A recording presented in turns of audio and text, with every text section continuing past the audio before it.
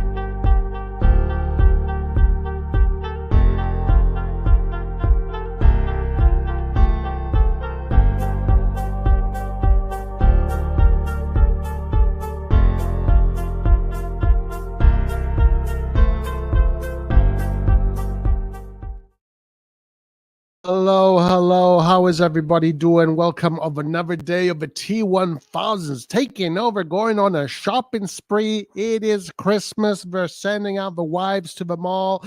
It is Give Me Your Money Day. Ladies and gentlemen, Chukweze is a AC Milan player. The T-1000 bots are splashing the cash like there is no tomorrow. And AC Milan right now, we're starting to see what the roster is going to look like in the space of a few days. Okafor, done deal. Here we go. Chukweze, done deal. Here we go. Maradona, done deal. Here we go. So, guys, today's stream is going to be an interesting stream. So, what we're going to do is first go through the news. Just go through a few articles and just see what's going on in the Milan universe and what the T-1000 bots, how they're reprogramming the Milan universe. And then, guys, we're going to do a tactical analysis of the team today, and we're going to do this game. We're going to do it together, and we're going to figure out together how far this team can go based on numbers and based on statistics, based on things that usually are determine where a team reaches in the league or not. So anyway, before we get going, let's get started on this amazing article here. Mr. Chukweze. Okay, so by the way, guys, I have been writing Chukweze without that U right there. So now that I've seen his name better, I'm supposed to put a U right between the W and the E. Okay, now I know. Now I know. Chukweze. Simon Chukweze is really just one step away from joining AC Milan. The latter have reached an agreement with Villarreal for the transfer, and the player is scheduled to arrive in the coming days. Below are the details. Uh, Damn, that beat Ramoretti looks good. Anyway, negotiations took quite a long time given Villarreal's initial demands, but a middle ground was eventually found between the parties. And to be honest, I'm kind of surprised that Villarreal opted to accept Milan's offer because, guys, if you remember a few days ago, a week ago, I was saying, I mean, why would Villarreal give Chukweze to Milan for a reduced price when sooner or later the English clubs are going to start to get into the market? But whatever, good for us. Today, Villarreal accepted offer of 20 million plus 8 million in bonuses as per our colleagues at sempremilan.it. Chukweze will arrive in the coming days and will sign a 5-year contract worth 4 million per season.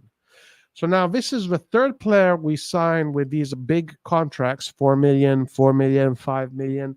Obviously, I don't know if there's any space to renew his contract, but it is a long contract.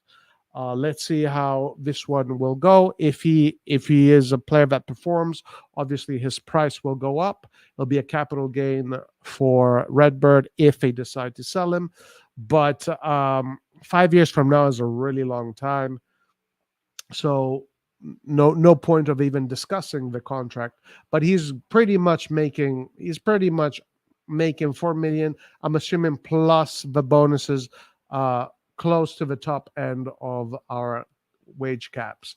Furthermore, Mateo Gabbia will join the Spanish side on a season-long loan. Nice, very good. So Gabbia will be going to Spain. I think Spain will fit him pretty well. Gabbia is a player that does like to play the ball, pass the ball. He's also a player that played in the midfield. Gabbia is one of the most hated players in AC Milan. One, because he's Italian. Two, because he's never been able to really break through. And he just gets a lot of hate. But I really hope that Gabbia's career turns out well. Shut up! Zitta! Shush! It was a way for Milan to sweeten the deal, even if the two operations will remain separate on paper. Oh, mamma mia! Estate zitta un po'. Even if the two operations will remain separate on paper. After completing the medicals and signing the contract, likely to take place on Monday, the right winger will fly to LA to join his new teammates for the preseason tour. He could perhaps make his debut against Juve or Barcelona. So we might be able to see both Okafor and Chukweze right away. In the preseasons. So as I said, you guys know me. I'm not a big fan of the T-1000 takeover. I think it is clear by now. You guys are fully aware of that. I've made it clear. I'm not hiding myself. I made it absolutely 100% clear that I'm not a big fan of this ownership. I don't like us being a conduit for Redbird just so they can sell us again. They don't give a shit about winning trophies. For them, it's not about making Milan into a great team. For them, it's about using Milan in order to make a profit once they build the stadium so they can, continue to grow their own company. It's really about Redbird. It's not about Milan. Redbird has many different sport investments in different facets of the sporting world. Milan is just one of them. I think it's probably their biggest asset right now. And for them, the goal is keep the team afloat, build the stadium, sell it, and take the money, and then repeat the process maybe with another team, maybe a bigger team. Maybe they're going to go to England next. Who knows? But yeah, I don't like, obviously, and no one in their right mind should be going, yeah, man, that's amazing. Hell yeah. No, of course, guys, I've said it, and I've said it a million times. I'm not hiding. I would love to have an owner like Berlusconi that wants to treat this team like a toy, that wants to build the best team in Europe, and that has the ambition to win trophies and to dominate the Serie A. Yeah, I was very disappointed to hear Jerry when he said he does not want to dominate because dominating is bad for the ecosystem. Lord have mercy. But aside from that, the one thing that I am happy about with the T1000 takeover is that they are getting all these players fast. Now, again, we can discuss the value, the quality of these players. I'm someone that doesn't get excited just because we get players. That's not how I operate. I see a lot of fans, not just Milan fans, football fans in general. They get super excited every time their teams buy players, and they're already decided that their team is going to win everything in the future. Obviously, it's not like that. We're going to have to wait and see how these guys perform, if they can perform, how long it will take for them to perform at high levels, because there's a chance that they might completely flop, but there's also a chance that they might be able to do really well. But as I was saying, I am happy they're getting these deals done right away, because the more we don't have much time before the Serie A starts, and we are the team that is doing the most changeovers. A completely new midfield, completely new attacking department, and anybody that knows football knows that you can you cannot you cannot make these guys perform like a unit, like a proper well-oiled machine unit in the space of a month. It takes sometimes it takes a full season. It takes a lot. So the faster they do these operations, the better. And I have to say, good job T1000s. I'm glad you sold Tonali, because Tonali is the worst midfielder that ever existed. Plus, he's Italian. We hate Italian midfielders that are shit. Remember, he's a shit midfielder, guys. Tonali is a shit midfielder, but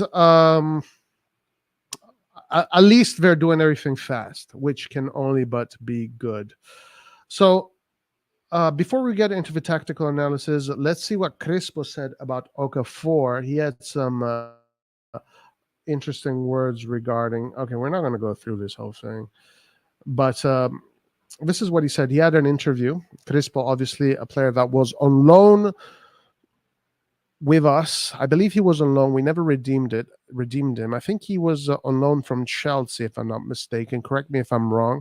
During the 2005 season, when we reached the final, where we lost that final 3 on penalties against Liverpool, Crespo was part of that team that year. Fabrizio Romano reported yesterday, among the other sources, that Milan will sign Okafor for 13 to 14 million from Red Bull Salzburg. What? Are you crazy? And a long-term deal has been agreed with the player. The Swiss international is characterized by his versatility. In 166 career games, he has played 64 times as a center forward, another 64 times as a left winger. So pretty much this does look like a direct replacement to Rebic. Honestly, I think someone mentioned that yesterday during the analysis, and it really is Rebic, right? Rebic left and Rebic center forward. He has literally 50% of the time played as a center forward, 50% of the time played as a left winger. So meaning we will have versatility there, and it will give Pioli more options when looking for tactical solutions. With Salzburg, he scored 34 goals in 100 games. So he has about a 30% goal rate, with 14 goals and 11 assists being his most prolific season. Not bad, 21-22. That's pretty good. But he has never been a striker to put up the numbers of targets like Mehdi Taremi. Guys, for me, the best target we could have gotten this summer was Mehdi Taremi. I'm hearing people tell me, but he's 31. Oh my God, he's so old. Oh, he is a walking stick. I want to remind people that the person that changed the face of this AC Milan squad these past 5 years was a 36-year-old called Ibrahimovic, or was he 37? And then our striker is 36, 37 too. It's not been the 24-year-olds. It's not been the 19 years old. It's been the guys with experience. Whoever gets Mehdi Taremi is going to get a shitload of goals, a shitload of assists, and I am 100%, I am 1,000,000% sure by the end of next season, the same people that are saying Maldini got CDK and he didn't get this guy instead of that guy, they're going to say the same thing. Oh, we should have gotten Mehdi Taremi. Look how many goals he scored. Blah, blah, whatever. I don't care. I don't care anymore. Crespo was interviewed by La Gazzetta dello Sport, and his words were published in this morning's edition as he gave his thoughts on the latest attacking edition of AC Milan. I know him well regarding Okafor. I scouted him in several games. He is a striker who does a lot of movement, capable of acting both on the wings and in the middle. However, let's say it right away to prevent the fans from deluding themselves. Uh-oh, guys. Oh, come on, Crispo. You're so negative. You're so negative, Crispo. He's not a classic center forward, and he doesn't have many goals in his DNA. Oh my God, dude. This guy is a Maldini stan. Crespo is a Maldini stan. Get over it, Crespo. Moncada and Furlani are the best that have ever existed, Crespo. Get over it. No. Okafor is the best striker that has ever lived. Why? Because Moncada scouted him. So, Crespo, shut your mouth. You Maldini stan. Crespo, you Maldini stan. He has never played in the Italian league, which is the toughest in the world for strikers, and someone who has experienced it on his own skin tells you that. And I would be happy for Milan if he managed a haul of 10 goals. 10 goals is a lot in this first season. That's a lot. But yeah, I mean, that's pretty much the same analysis I had regarding Okafor. Let's not delude ourselves. We're not getting Haaland. We're not getting Mehdi Taremi. We're not even getting Morata. We're not getting any of these guys. We're getting a good player with versatility that can play in positions, a player that is hungry, still has a lot to show. He's young, so we don't know what his ceiling is, but he's not a serial goal scorer. He's not a serial assist maker. Can he turn into one? Possibly, maybe, hopefully. And also, he's coming from the Austrian league, which is very different from the Italian league. So, obviously, this is a player that possibly he could hit the ground running and be a top player right away, but most likely a player that will have to sit on the bench most of the time, as Giroud will still be the starter, and then gradually integrate himself, and then maybe in a few seasons we'll start to see him cook properly. But yeah, definitely more so a developmental program, not so right away impact program. But as far as depth goes, if he is hungry, if this player comes with hunger and no fear, like CDK came with too much fear. If he comes hungry and he shows no fear, then he can contribute. And if he can be a player that can contribute, then we can say he provides depth. A gamble, not the certainty people expected. Yes, but bets can also be won. It's not said that you always have to lose them. Milan doesn't have the budget to buy super champions, and so they focus on elements that aren't very well known and try to enhance them. Now, my issue with this is in order to enhance players, you need top Gs in your squad. You need top Gs. And I'm not going to do like the Jerry bots. I'm not going to do that. I'm not going to give them credit before a ball has been kicked. If they can enhance these players, I'll give them the credit. But I'm not going to act that Furlani and Moncada are already the greatest that have ever existed. First, let me see them produce. First, let me see how the team does, because this is about football. The market, guys, if I have 100 million to spend, it's easy. I go around, buy 20 million. And when does your contract end? Oh, next year? Okay, how much are you? 20 million? Here, have my money. Have it. Easy. This is easy to do this. This is not impressive. People are saying that what Moncada and Fulani are doing is impressive. Yeah, if you have all this money to spend, it's not impressive. What is impressive is how does this team perform? We have to see the team perform. We have to see where this team goes. After that, we can give these guys their flowers. Too many people are giving these guys their flowers before a month before the season has even started. Just because we're getting players that are, guys, we're not getting De Bruyne. We're not getting these guys. We're getting, mid-tier players. Let's chill out. That's all I'm saying. Let's chill out. A virtuous policy, but that does not convince some. With this policy, let's not forget Milan won the Scudetto in 2022 and reached the semifinals of the Champions League in 2023. Who knew Tomori and Kalulu, just to name two, before they exploded in the Scudetto season? Well, Tomori, you heard him. He said that day-to-day relationship he had with Maldini and blah, blah, blah, whatever. We're not going to talk about Maldini because Maldini is public enemy number one. In today's football, which is increasingly based on the team, if you don't have Mbappe or Haaland, which Milan can't afford, you have to focus on game organization and aggression. It seems the path that Pioli wants to follow, and it's good because if you're organized, you press. If you steal the ball in the attacking zone, then you're more likely to annoy your opponents. Very true. Good. Crespo knows his football. Pioli has positive ideas. Let him work in peace, and maybe it will make Okafor a number one. I'm definitely a Pioli fan. I've never been someone that I've never said Pioli out, but there's more to football than just the coach and the other people in the squad. Anyway, let's keep on going. Let's keep on going with the news. Then we're going to get into the tactical solutions area. And there we're going to do a nice little game with chat, and we're going to figure this out together. Okay. Let's do a few more of these. So, Colombo, of course, if his name was Colombino, Colombich, or Columbus, or Van Colom, or Mac Colombo, Mac Columbine, of course, Milan would be like all over him, drooling, oh my God, this guy's the best ever. But because his name is Colombo, it looks like that we're going to be selling him. Atalanta have inquired about AC Milan's forward Lorenzo Colombo, who recently returned from a loan spell at Lecce. The youngster could be a replacement for Rasmus Højlund. The Bergamo side have inquired about the player, but are yet to decide if they should make a serious attempt for him or not.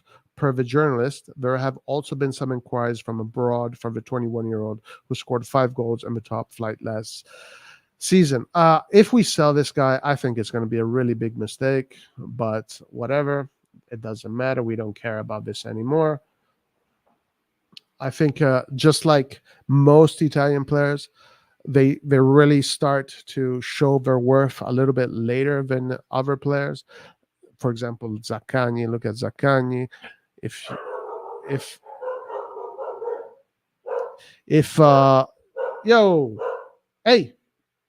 Zaccagni was 20 years old, people would tell, if you would ask, would you keep Zaccagni on your team? People would say, no, you're crazy. Zaccagni, he sucks. Fuck him. Fuck Zaccagni. But look at Zaccagni now. He's one of the best left wingers in Italy. Him, Vice Verasquilla, and Leao had the best season last season. Like, Italian players tend to get better with age. They usually are not early bloomers. But whatever, who cares? Who gives a shit about the Italians? Nobody cares anymore.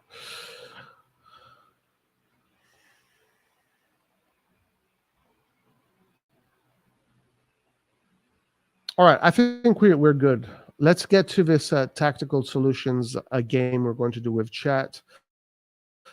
Today, the stream is going to be mostly about that, really. It's not really a news stream. I don't want to spend too much time on the news. Today's oh, e zitti, cazzo! Mannaggia. Yo, these freaking dogs, dude.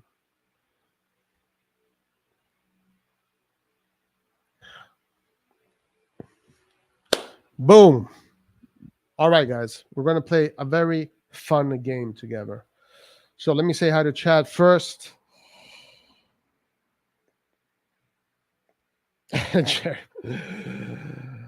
Forza Milan. I like what they've done with attack this mercato. My problem is with the midfield. We need a defensive mid, and we've signed 2 box-to-box mids.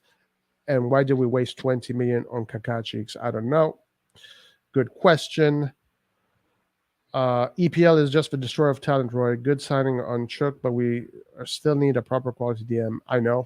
I totally agree. 4 million is way too much unless the stadium is built by then. Tonali is a sacrifice money signing. Crespo, the only Argentinian to do well. Okafor will help us a lot with defensive teams. Do you agree, Roy? I don't know. I don't know. Okafor hasn't done anything to have shown us that he is like he has to prove himself. There's nothing to really. There's no reference. I hope so. I really hope so, Majideen. But as far as I know, I don't think so. Maybe he can learn how to do it.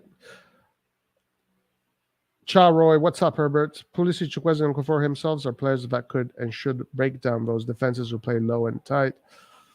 I mean, maybe. I think that my issue is that there's a lot of players that are the same level or better than Pulisic or Chukweze or Okafor in Serie A. It's not like these three players are extremely unique and that the Serie A has never seen players like this. I mean, unless these guys overperform, people are saying that Chukweze is the same level as Leao. If Chukweze is the same level as Leao, then maybe yes. Then I would say yes. But let's see. Let's see if these people are right. But like Pulisic, how many players in Serie A are the same level as Pulisic, if not better? And Okafor, I mean, how many strikers are there in Italy that are better or not or the same level? That's my issue. But anyway, guys, it's positivity day. How is this team performing up to Fulani Moncada? No, actually, Herbert, the sporting directors are a big part of how a team performs. Don't get that twisted, my man. They're a big part. They're always there with the squad. They're there when things go bad. They talk to the players. They're there to make difficult decisions when decisions need to be made.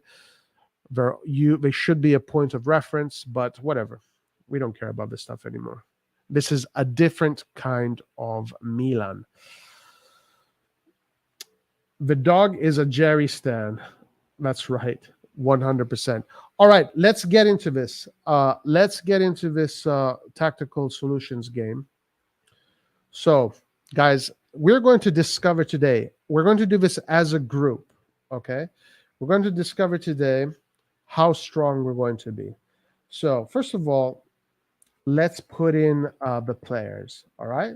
So we got Magnan here, and we got Sportiello here. Now, let's just start with this. Magnan and Sportiello, I think we can all agree that probably right now, as far as our goalkeepers, we have to be the best in Italy. I think we are the best in Italy. Do we agree with this?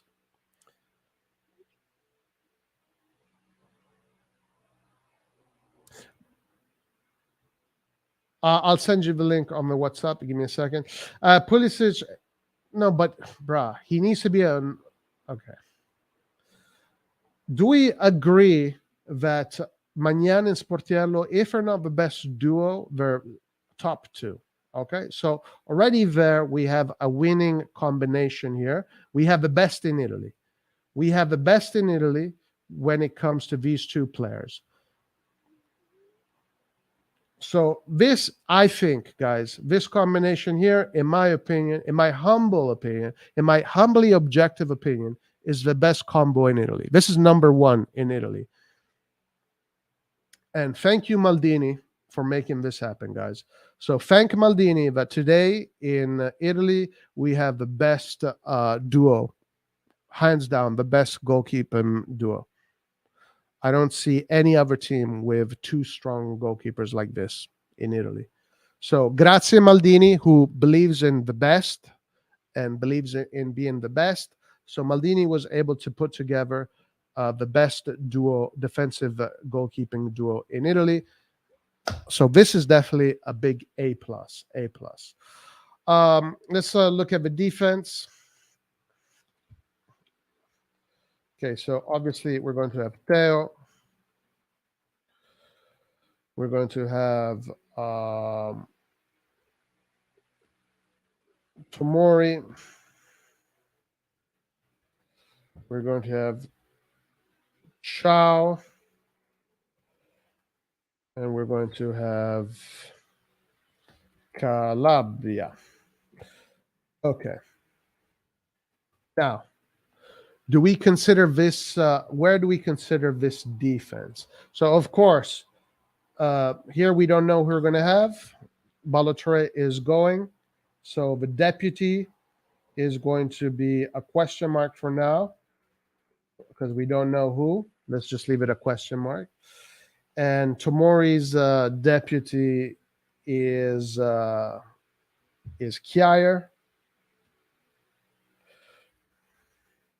Right there. Chao's deputy is Kalulu.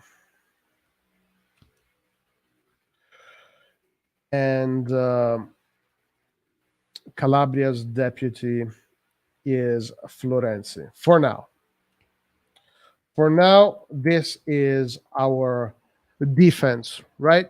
And we're not adding anybody else. I mean, I know Gabi is there, but Gabi is on his way out. Am I missing someone, guys? Am I missing someone?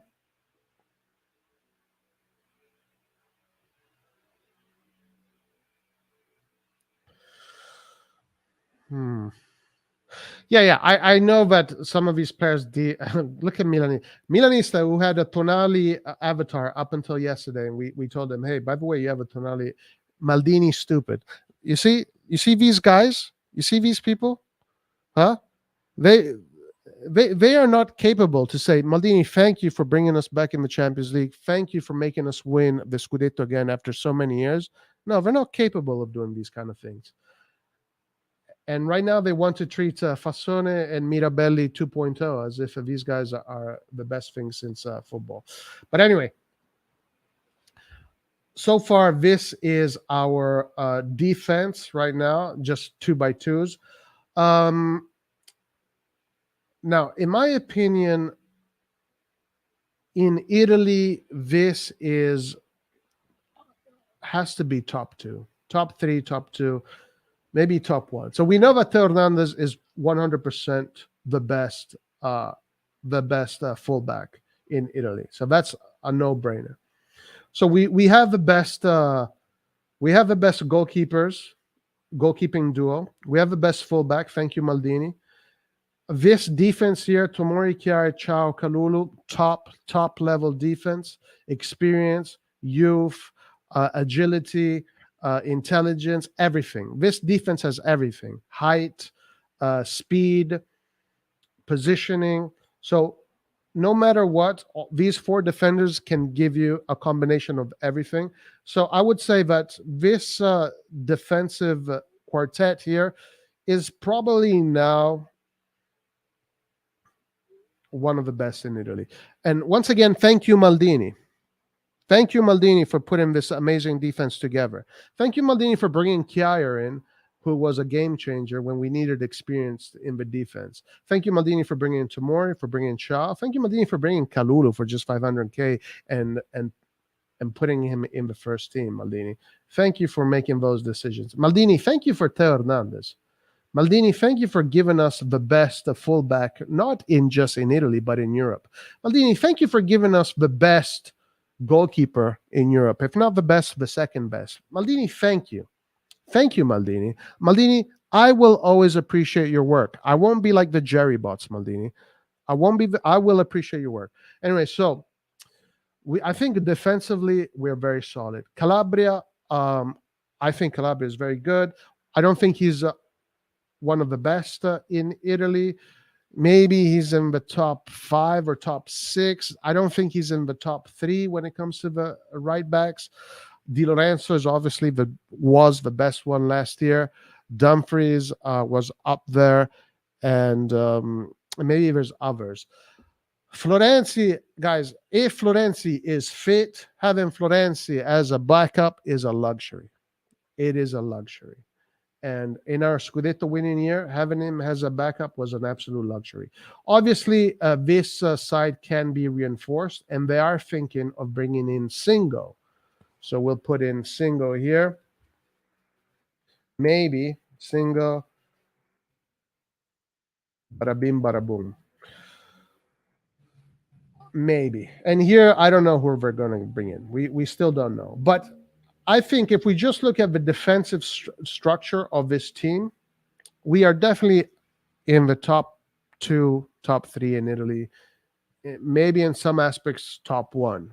I think when you look at this side of the field, we're top 1. And this side of the field, top 2, top 3. Thank you, Maldini. Thank you, Maldini, for caring. Thank you, Maldini, for realizing that in order to be the best, you have to build with the best, and you have to make them become the best. Thank you, Maldini, for understanding these things. So I think when it comes to our defense, we're fully set.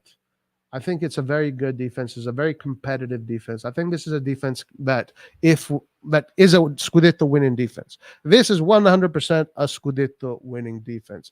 Now, there's another defender that might join in, but we won't put him right now. Obviously, the replacement for Gabbia.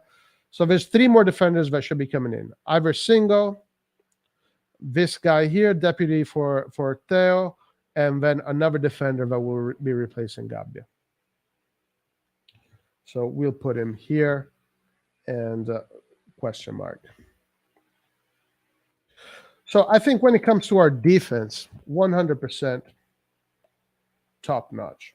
Top notch, not only in Italy, but Europe too. When you have 2 of the best in Europe, Theo and Magnan, you are amongst the best in Europe. Thank you, Maldini, for understanding these things. Grazie, Maldini. I will always give you credit, Maldini. I won't be like the Jerry bots. Let's go to the midfield. Guys, and this is not, the game hasn't started yet. Once we put in the formation, then the game starts with the chat, and then we'll put in the numbers in. And according to those numbers, we're going to figure out where Milan will finish this season. All right. So let's go with the 4-3-3 for now. And the starter is going to be Loftus Cheeks. Okay. Then we have perfect. Look at that. Reindeers, number 14. Isn't that crazy? The one player that I do think that we did an excellent job with, guys, tell me if this is not fucking a destiny. The one player that we did get that can potentially become a top level G in a world-class player. Look how it was perfect. 14 reindeers. Reindeers in the middle. And then here, let's go with Krunic for now, since we don't have other players. Okay, so where is this midfield in Italy? Today, this midfield in Italy can't be in the top 4, can't be in the top 5, maybe top 6, but we don't know yet. We don't know yet. If we look at the previous season of these players, Loftus-Cheek finished really poorly with Chelsea. Chelsea was a complete disaster. Reinders finished 4th in AZ Alkmaar. Krunic is a player that Milanistas have always hated, and now that he's a decent player. Let's see what our deputies are. So deputies are Pobega, obviously Benacer, but Benacer is not available right now, so we'll just put Benacer here. And right now we got Adli. We're not going to look at the Primavera for now, guys. Primavera has too many question marks. Too many question marks.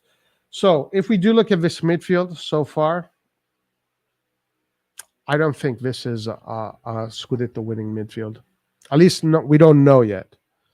We don't know if this is a Scudetto winning midfield.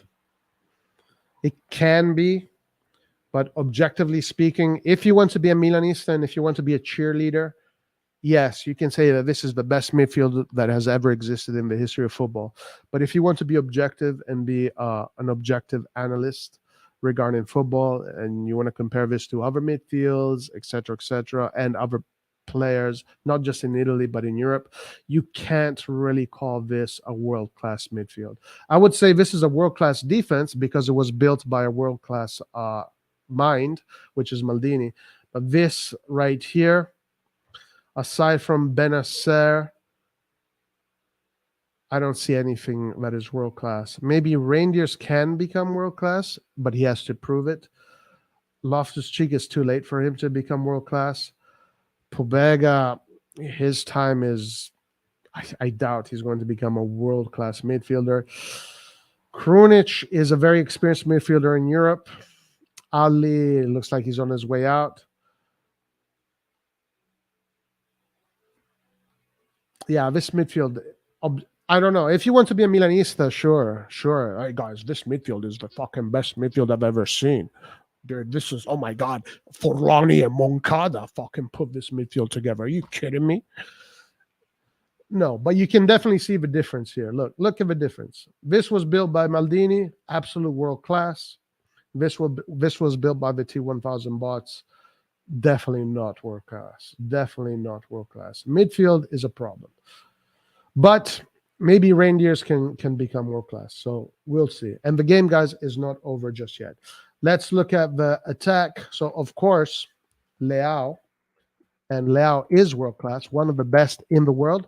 And guess what? Maldini. Thank you, Maldini. Thank you, Maldini, for bringing us Leao. Much appreciated. Maldini, thank you so much. You are the man. Then here is going to be Giroud, world class. I don't know if he's world class, but definitely a player that has seen it all, a player that has scored, a player that has had world class moments for us in the Scudetto winning year. A player that when he came to Milan, I was a little bit skeptical about him, even though I guessed exactly how many goals he was going to score. I would have never guessed how important those goals were going to be. But this player was instrumental in the Scudetto winning season when against our two main competitors that season, Inter and Napoli, he scored the winning goals. So thank you, Maldini, for bringing us Giroud. Thank you, Maldini, for bringing us Giroud and winning the Scudetto that year. Obviously, Maldini a little bit old, so we can do better. Chukweze, 21. I don't know if that's what number he's going to get.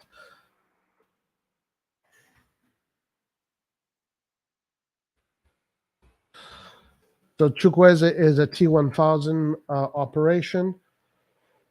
Some people, the people that are super excited about the market, are saying that this guy's is better than Leao, but we don't do that here. We actually do proper analyses, objective analyses. This is a good player, but if you really look at his output last season, it's not that much different from Brahim Diaz. Obviously, Brahim Diaz operated in this area, while Chukweze is going to operate strictly on this area. So you're going to probably see more dribbling, more impressive things. But from Chukweze, we're probably going to get the same kind of numbers that Brahim Diaz gave us as far as goals and assists.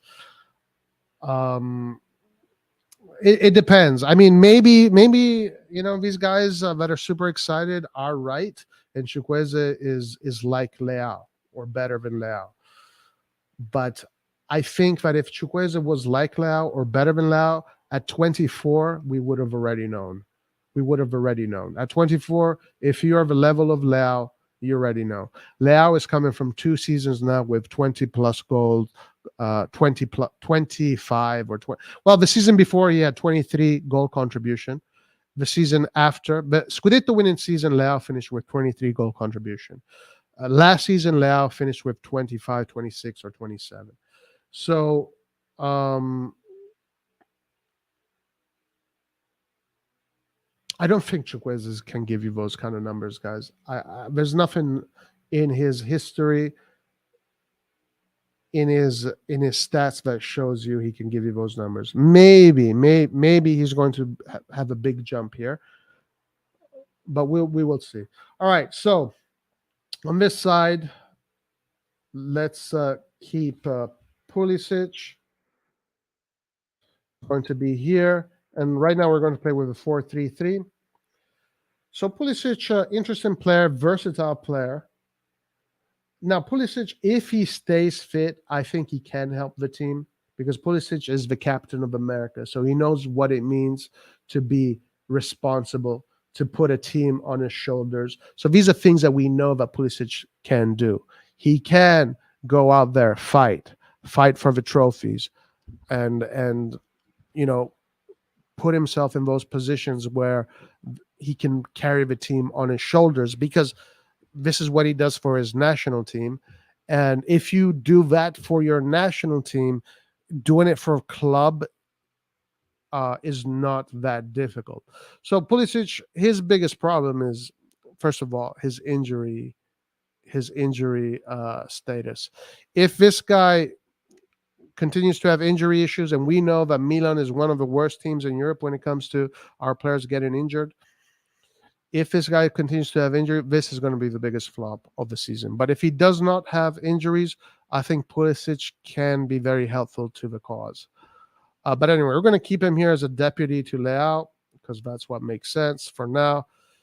Here we have Okafor, deputy to Giroud. Okafor, Crespo said it all. I don't need to say it. And then here for now, let's just put the salamander, since let's just put these guys. Let's just put the salamander here for now. I don't know if we're going to keep Messias. I don't know if we're going to keep, maybe Singo can be this. Maybe Singo is supposed to be the other right winger. We don't know yet. I guess this position here in general is still a question mark. We only have a starter. We don't know who the second guy can be. But Pulisic can also play here. And by the way, Okafor can also play here. All right, guys, we're about to start the game. Okay, guys, we're about to start the game. So now, first of all, where do we rate this attacking department when we look at this attacking department? So what do we know? Leao is one of the best in Europe, one of the best in the world. So that's already a big plus. Thank you, Maldini. Giroud is second best French striker after Benzema. He still is playing over Thuram. He's still the second choice after Benzema.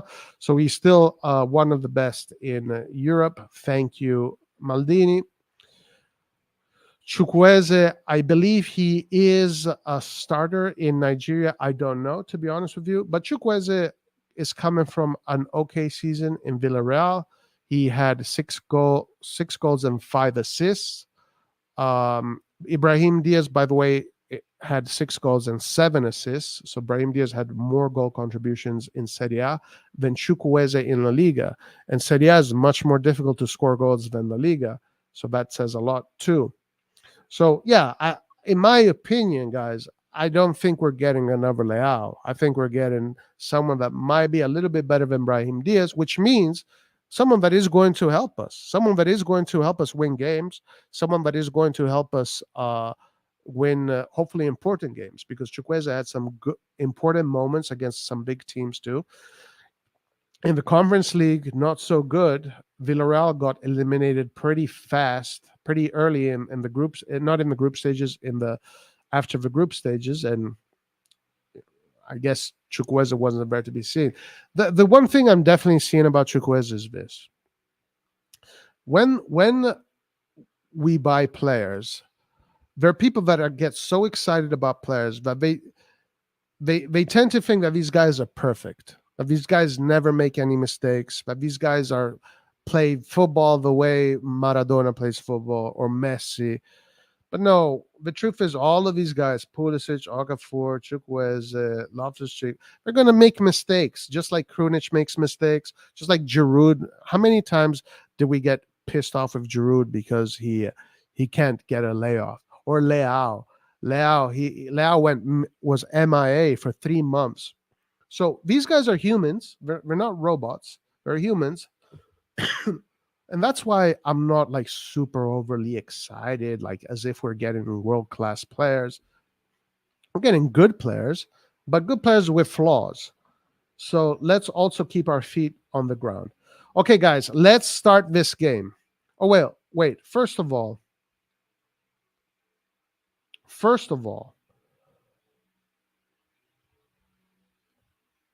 there, I agree. There you go. That's what I was going to ask. Guys, You see what Celestial Lion did? Give me this. Give me what you guys same thing. Defense, midfield, offense, guys. I want to know what you guys think when you see this these players. Celestial Line put it down perfectly. So let's start with this. I want you guys to be involved. Attack 8.10. What's that? Anyone names like Casemiro? Amrabat will be amazing. Yes, absolutely. Amrabat is the guy.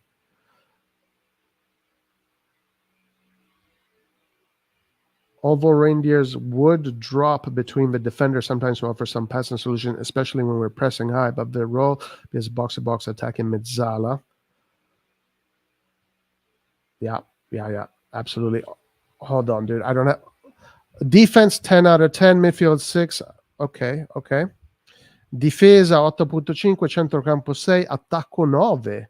Wow, Luigi's given a 9 to the attack. Yeah, guys, let me see this. Hold on. I don't have my phone with me. Hold on. Guys, put in these numbers, guys. I want to see. We'll go through these numbers, and we'll go through all of your guys' thoughts, how you see the defense, the midfield, and the attack. And let me get my phone. Hold on. I need to give Antonio the link. Give me a second.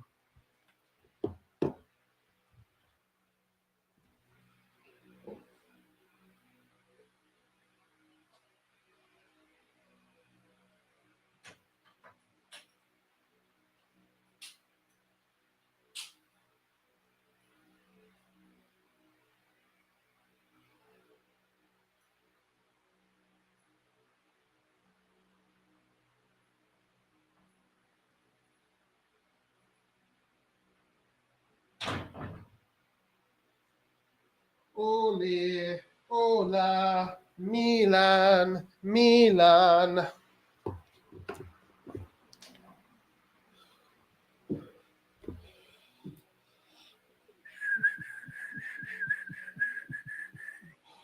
All right, guys, put in your votes, guys. Let me see what you think. We're going to go over what you guys think. I'm really curious to know what everybody thinks. How you rate the defense, how you rate the midfield, and how you rate the attack.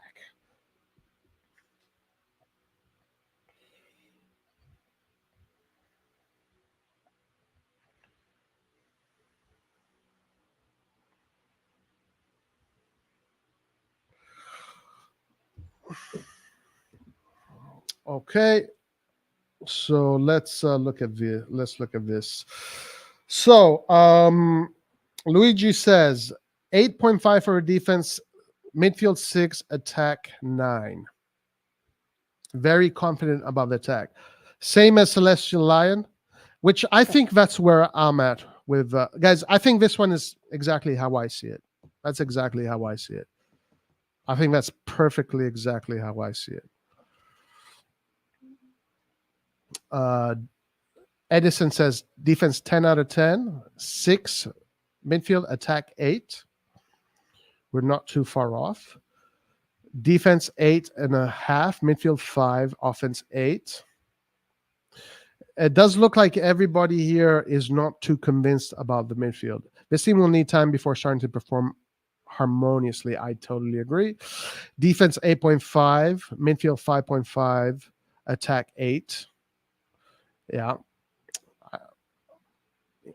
Every player makes mistakes, including Maradona, Messi. There's no player that doesn't make mistakes. Police Chukweze is good for Pioli's system. Hopefully they will be good, yeah. Defense 8, midfield 6, could easily become an 8 with a CDM. I agree. Attack 10 out of 10. Damn. Gerald says 6, 7 for the defense, 5 for a midfield, 6 for the attack.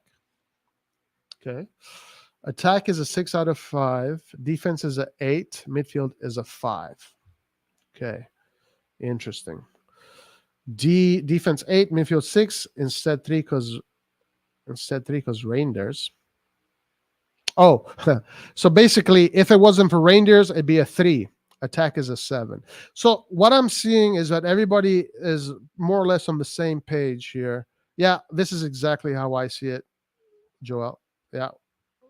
Difesa 6.5. Attacco 7. So this is the first one. Herbert saying that he's not happy with the defense. That's very interesting. Child Space also says the attack, defense 7, mid 6, attack 7.5. Benvenuto says defense 10, midfield 5, attack 8. Very good. Unknown Drift, Antonio, who's here. What's up, Antonio? Antonio says 9.5, defense 8, mid 5, attack 9. 9 point, damn. Lord have mercy. 7.5. Okay. All right. Very good. Very good. Kazu says defense 7.5, midfield 5, could become an 8, attack 7.5. So it really, I think more or less we kind of see things similarly. I think you can't really hide. Like, we all have eyes, we all have a brain, we all see where the weakness is right now, and that midfield is not a world-class midfield for sure. All right, listen, we're about to start the game, guys. The game hasn't even started yet. The game hasn't even started yet. 6, midfield 6, 8. If a defense is the best in Italy, why is it 8 out of 10 for most of the guys? No, my opinion, Edison. Maybe other people have other opinions. For me, that's a 9 out of 10 for me, the defense. To me, it's a 6 or 9, but it can easily become 9 if we get a starting right back and a good oh yeah, absolutely. No way attack is that high up. How's it going, Roy? What up? How you doing, man? Pretty good. Robert says 10, 10, 10. Jackpot. Give me a better attack than Milan's in Italy. We're literally stacked. Well, I don't know. I have to check all the other attacks. Paul, I hear you, bro. It's painful. It is painful, Paul. I definitely hear you. All right, listen. Before we start this game, bro, Leao really convinced Okafor to come to Milan after he saw him send Kalulu to the Shadow Real.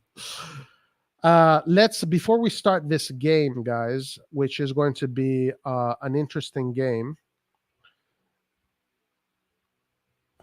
because we're going to determine how many goals we're going to concede and how many goals we're going to score. And that's probably going to tell us where we're going to finish in the Serie A. Chukweze is making y'all delusional. Goalkeeper and defense set mistake. Okay. All right, Antonio, give us your thoughts, and then we'll start the game. Nice, Antonio. That's beautiful. I love it. No way. Are you? Nah, come on. What? Really? What about, wait a minute, Antonio, you really think so? What about the other guy? You think he's good? Guys, Antonio is on a fucking roll right now. Jesus. Oh my Lord. Antonio's spitting, guys. Amir Zaid says, for sure, Kvara, Osimhen, Lozano, Osimhen, because we do have a left winger that is, you can say parallel to Kvara and Leao are both top guys. I'm back. But they have Osimhen. We don't have an Osimhen. So that gives them an edge for sure. Okay, give us your thoughts. Like everything. Yeah, obviously we don't have 7 hours. Give us your thoughts on. I haven't been able to join because I've been working. Obviously, it's the weekend now, so. But I've been following the news a lot. I have to say, yesterday, I was, for the first time, I would say I was happy, about the news. Before, I was being very balanced, very, I was thinking about all the signings. I wasn't really reacting. But yesterday, for the first time, I got a little optimistic. I I think my biggest concern, and I'm gonna just talk about myself. The biggest concern for me was whether or not we would reinvest the money from Tonali. It looks like we've done that, and now we're also going to go over, which is what we should be doing. Of course, that's like the minimum expectation. But the way we've done it, I think, is pretty good so far.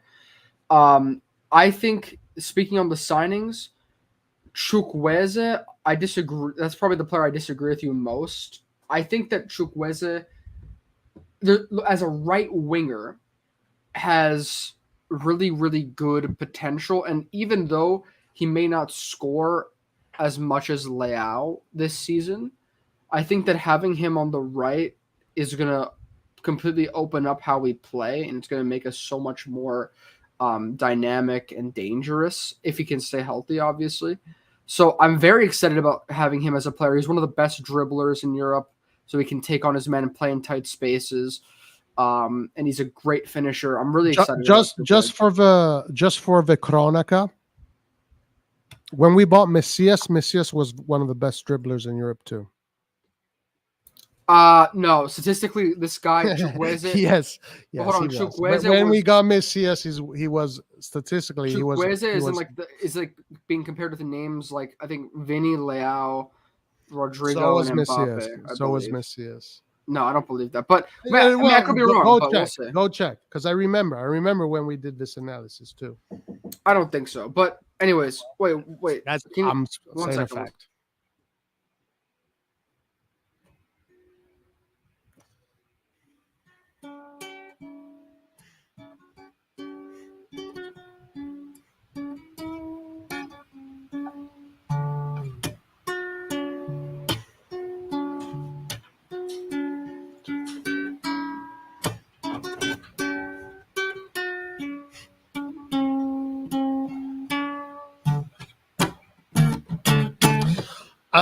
Okay, guys, Antonio disappeared. But anyway, so I wanted to hear what else he had to say about Chukweze. I'm sure he's going to be back and tell us. So in the meantime, I will read the comments. Paul says, Krunic, uno di noi. Il grande Krunic. We love Krunic. And we have so many subs. Yes, plus there's other subs, right, that I didn't put in, like the Primavera kids. Obviously, we didn't put in those. Sorry guys. about that. All right, go ahead. Go ahead. Yeah, sorry for that. I want to interrupt. No, yeah. Well, listen, I'm just the statistics that I've seen, they make me optimistic about Chukweze. I think also, so we have an actual right winger now who is young, dynamic, and just is a dangerous player that I think, 13 goals, 11 assists, all competitions last year. Decent stats, obviously can be improved. I think from what I heard Pioli say, he's going to give a lot of players like a lot of tactical freedom and versatility. The vibes that I'm getting are he wants to get just players with a lot of individual quality, and that could work. And he could, just sort of play them in an attacking system where, I think that it could work. It could not work. We have to wait and see, obviously. But I think Chukweze will be more free to play how he wants to play. I think Villarreal can at times be very defensive. And, yeah, he is a little inconsistent, to be fair. But I think that has to do with the tactics. So I am optimistic about Chukweze. I think out of the available right-wing options, he's probably the best that we could possibly get. I mean, we disagree because you think that there's players in Serie A. I disagree with that, but just for my opinion is that Chukweze is very good. And the reason why is because for this exact reason that Rush East is right saying here. I don't understand why everyone is hyped about Chukweze when everyone that watches him regularly are concerned about his inconsistency in La Liga, because he's like Brahim Diaz. It's the same stats, the same numbers. He's a player that is going to have games where people are going to be ripping their hair off, and then there's going to be games where he's going to do amazing things and score goals. That's the kind of player we're getting. I mean, in Italy there are players that are like Chukweze. Chukweze, guys, is not a Ballon d'Or player. All right, he's not a Ballon d'Or player. He's not Leao. Leao is a potential Ballon d'Or player. Chukweze is a player that is good and definitely will bring us good things for sure. But also, like, Antonio, you think he's going to be the best right winger in Italy? Yeah, at the moment he can be. Yeah. But do you think he is ready? Well, that's to be seen because I'm not going to say that he's going to start off like right, sorry, right away, but he has the potential. Mm. Okay. Well, anyway, we hope that because guys, I would rather he does become I would rather he does become like Lau because guys, I want this season to be good. We suffered enough last season. Let's not have another season like last season. Um, the good thing about the newcomers is that they're all versatile. And they will have the energy of being in a new environment. I think that is going to be one of the key things. They're all going to be excited. They're going to bring in that new energy of excitement, and hopefully that shines. I agree that Osman is way better than everyone, but other than that, we have many more options in attack and way better names. Do we though? Do we? Because if I look at Osimhen, if I look at Napoli has Osimhen, Raspadori, and Simeone. I think that's way better than us. And then on the other side, they have Vicha and Leao, which you can put him in the same boat. But then after that, they have Elmas or Raspadori. So that's also quite good. And on the right side, they have Politano and Lozano, which I think right now, unless we get another guy for the right, that is still better than us. So I don't agree with that. I think Napoli is still above us when it comes to the offensive players. Sorry. In total. So just to finish what I was saying, I have like allergies, so I had to just get out for a second. But I want. Guys, Antonio is being. Chukweze is the best right wing option on the market. Every player has moments of inconsistency. The criticism is a bit over exaggerated. Yeah, but listen. But the thing is that we're treating Zion trading, but he's not Leao. Okay, people are treating him like he's not Leao. If he can become Leao, trust me, I will say sorry to everybody. If he becomes like Leao, trust me, I'll say sorry to everybody. But he's not Leao. Come on, guys. If he was Leao at 24, he would have already shown that he was Leao. Leao at his for last year of the contract cost 80 million. Chukweze last of year's contract cost 20 million plus bonuses. Come on, please, let's please, guys. I'll say this one more time. Leao in his last year of his contract is valued at 80 million. That's what Chelsea offered Milan last year. Chukweze last year of his contract was paid 20 million plus bonuses. He is not Leao. He's a good player, but he's not Leao.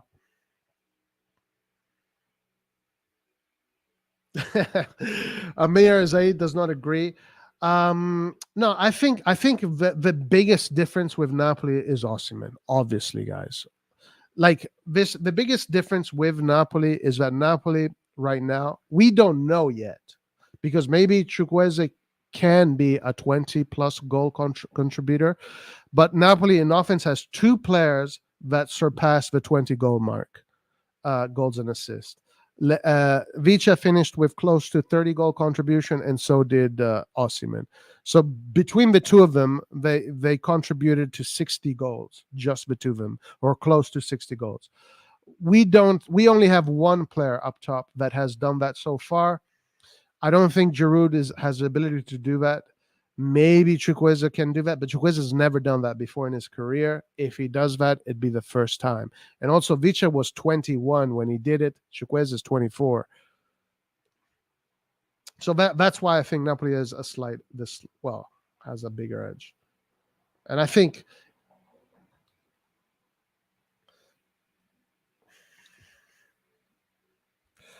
we were playing with Messias and Salamakers on the right wing. Come on, Roy. Chukweze is Robin and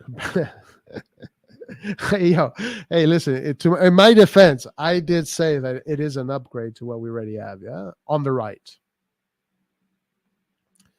Yeah, Leao was inconsistent from January to March. So imagine Chukweze. Imagine Leao inconsistent from January to March, but was able to get to 27, 26 goal contributions. So what about Chukweze that got to 6 plus 5, 11? Chukweze had an 11 goal contribution in La Liga. So Chukweze was more inconsistent.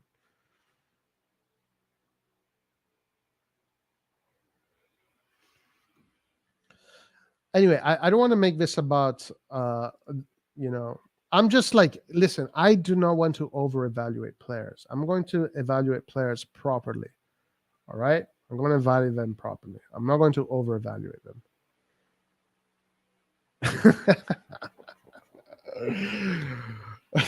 Yo, guys, I'm good. I swear to you, I'm good. Politano plus Lozano got only 12 goal assists, while Chuk got 11 goals assists. No, Politano plus Lozano got 12 goals. I don't know if that's true, my man. I doubt that is true. Maybe it is. We can check. Yo, if I crash, then I'm just gonna join with another device because I keep. Yeah, what's going on with you, bro? Yeah, I'm like scrambling. I didn't think I was gonna be on the live, but apparently, Roy, I just found out that I'm gonna go watch Tonali play tomorrow. No shit. Against who? It's such a bad game, but I'm just gonna go anyways. Against who? Aston Villa. Oh my lord. Nice. I mean, I'm just gonna go. I haven't seen a live football match in a long time because I don't go to any MLS games. So it's gonna be funny to see that. I saw LA play against New York, and it was a decent game. It was all right. Yeah. I saw PSG play against the Leicester that won the Premier League. PSG destroyed them. PSG. All right, listen, let's play this game. Okay, Yeah. guys. But we're Roy, gonna just one last thing. I Oh, like yeah, go ahead, Chukweze. go ahead. Just to finish what I was saying, I'm pretty excited for Chukweze. I think although he's inconsistent, I think that, like, simply put, you need to make, if you want to play with against the top opposition in the UCL, you need players that have high quality. And a lot of players were inconsistent, right? Like Zion Train said, even Vinny Jr. was inconsistent, like up until the past 2 years.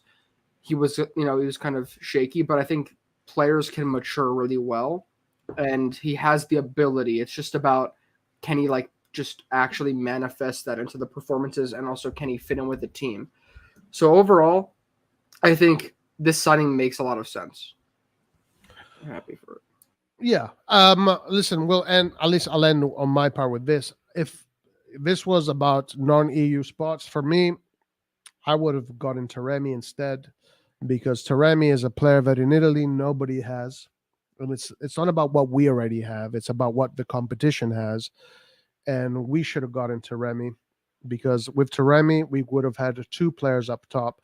Taremi is a kind of player that can get other players up to 20 goal contributions, because that guy goes into double-digit assists consistently, double digits goals consistently.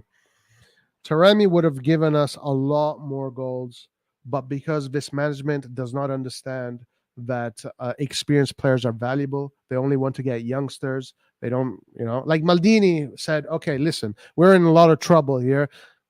Obviously, what this team needs is experienced players. Ibrahimovic, Kjaer. Those 2 players changed the face of AC Milan. These Moncada and Furlani, they're fucking FIFA players.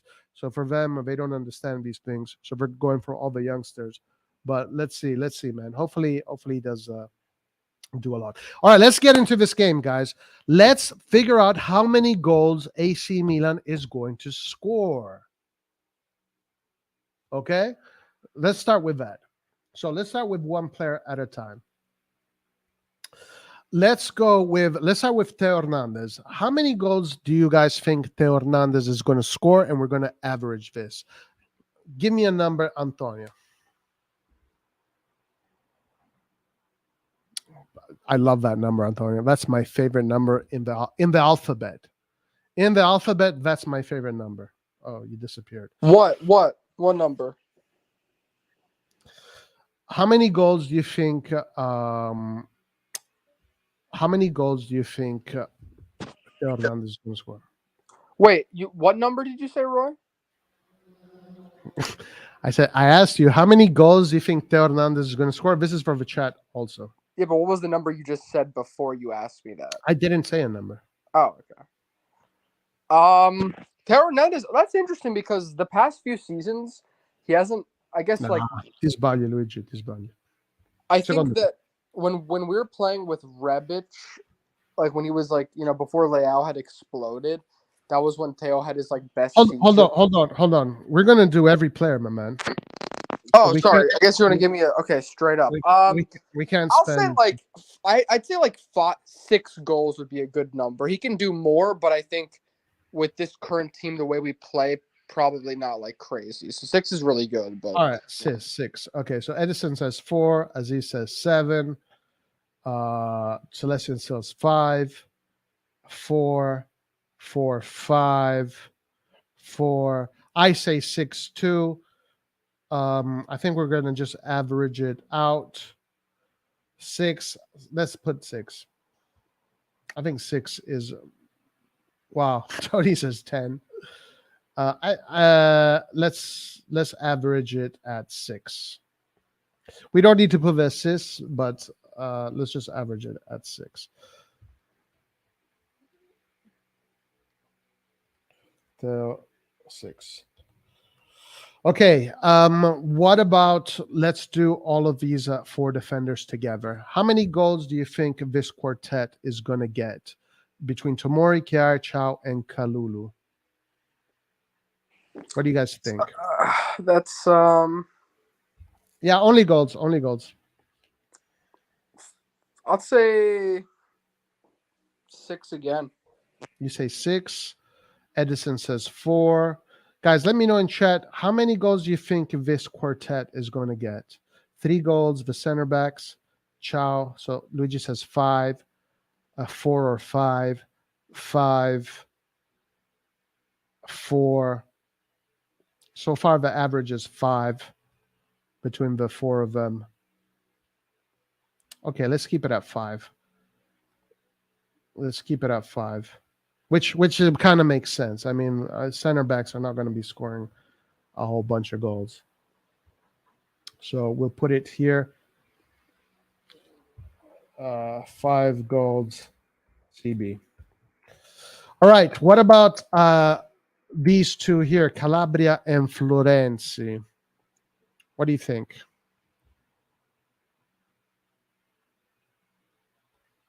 What do we think? Between Calabria and Florenzi. I feel Luigi says 0. Now remember, Florenzi has goals in him, and so does Calabria, yeah? So does Calabria. Edison says 3.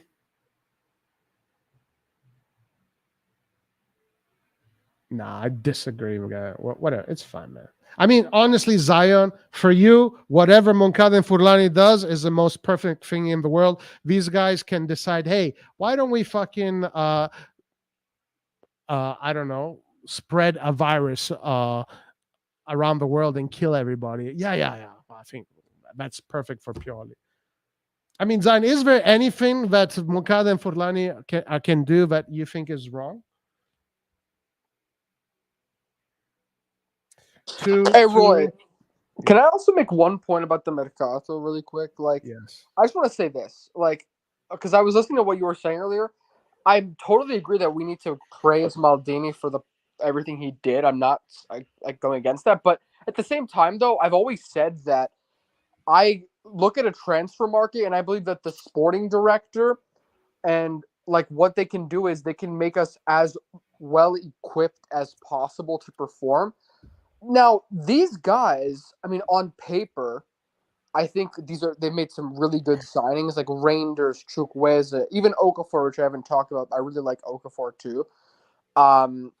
These are some, those 3 in particular, I think bring a lot of quality to the team. So I think they're doing their job as of now. Now they need to finish. They still need to get another midfielder, of course, get another fullback, and let's see how they finish up the Mercato. But they did sell Tonali, of course, but they've reinvested that, and they have brought a lot of quality, and I think they have made our depth better. So in terms of what they've done on paper, I don't think that we should be like upset or like mad at them. Like, wait, hold on. Nobody's upset or mad at them, yeah? yeah, I'm just trying to like make sure that like, because as from just no matter how they perform, if they don't click together or if it takes time, then it's not really their fault. They're just bringing in the quality, and it's more of that. It's actually there's more pressure on Pioli, in my opinion. So I'm not gonna like go. I'm not gonna over criticize. I'm gonna applaud them. I'm gonna wait and see before I say any of that stuff. So I'll wait and see. All right, listen. So listen, I rounded it all up, and I'm being generous a little bit because listen, these guys. I know you guys don't like these guys. I know you guys think Calabria should be fucking selling hot dogs and not playing football. But Calabria almost every season with either 3 or 4 goals. So I'm just saying 2 because I know he's getting a lot of hate. Florenzi, if he's fit, every season will finish with at least 2 or 3 goals from this position. So I'm just gonna let's say that. So from the defense, what we're expecting more or less is 5, 11 plus 5. 11 plus 5 is 16. All right, 16 goals from the defense. 16 goals from the defense. Let's go to Loftus-Cheek Cheeks. And Roy, also, I know you banter Loftus-Cheek for the interview, but in the interview, he just said that he likes Kaká and he likes his ability to bring the ball forward and that that's his best quality. He didn't say he was like comparing himself in terms of like the player. Like, so let's not like, I feel bad trashing. Like, Loftus-Cheek is a pretty humble guy. Let's be fair. I know you guys always trash him for that. All right. So what 7 goals for Loftus-Cheek? Damn. 7 for Loftus, 5 from Loftus. So far, average is 6. 5 or 4, average remains 6.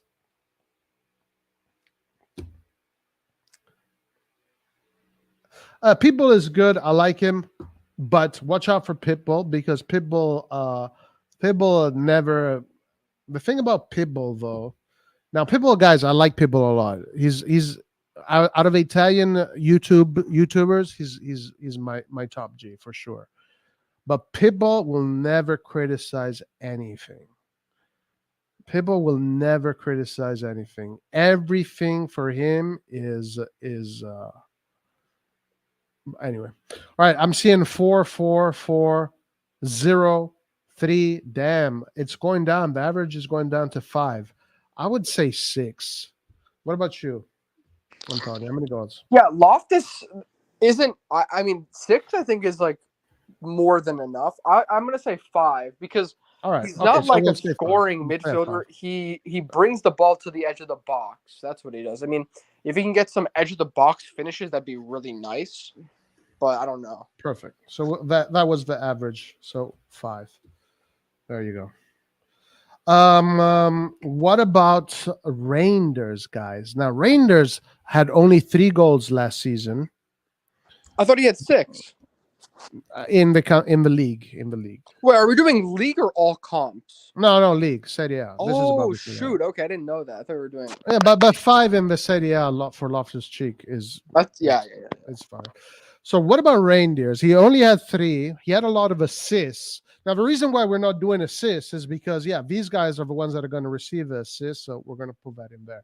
But anyway, Reindeers. What do you guys think? How many goals is Reindeers going to score? I'm going to be optimistic, and I'm going to say 7. Damn.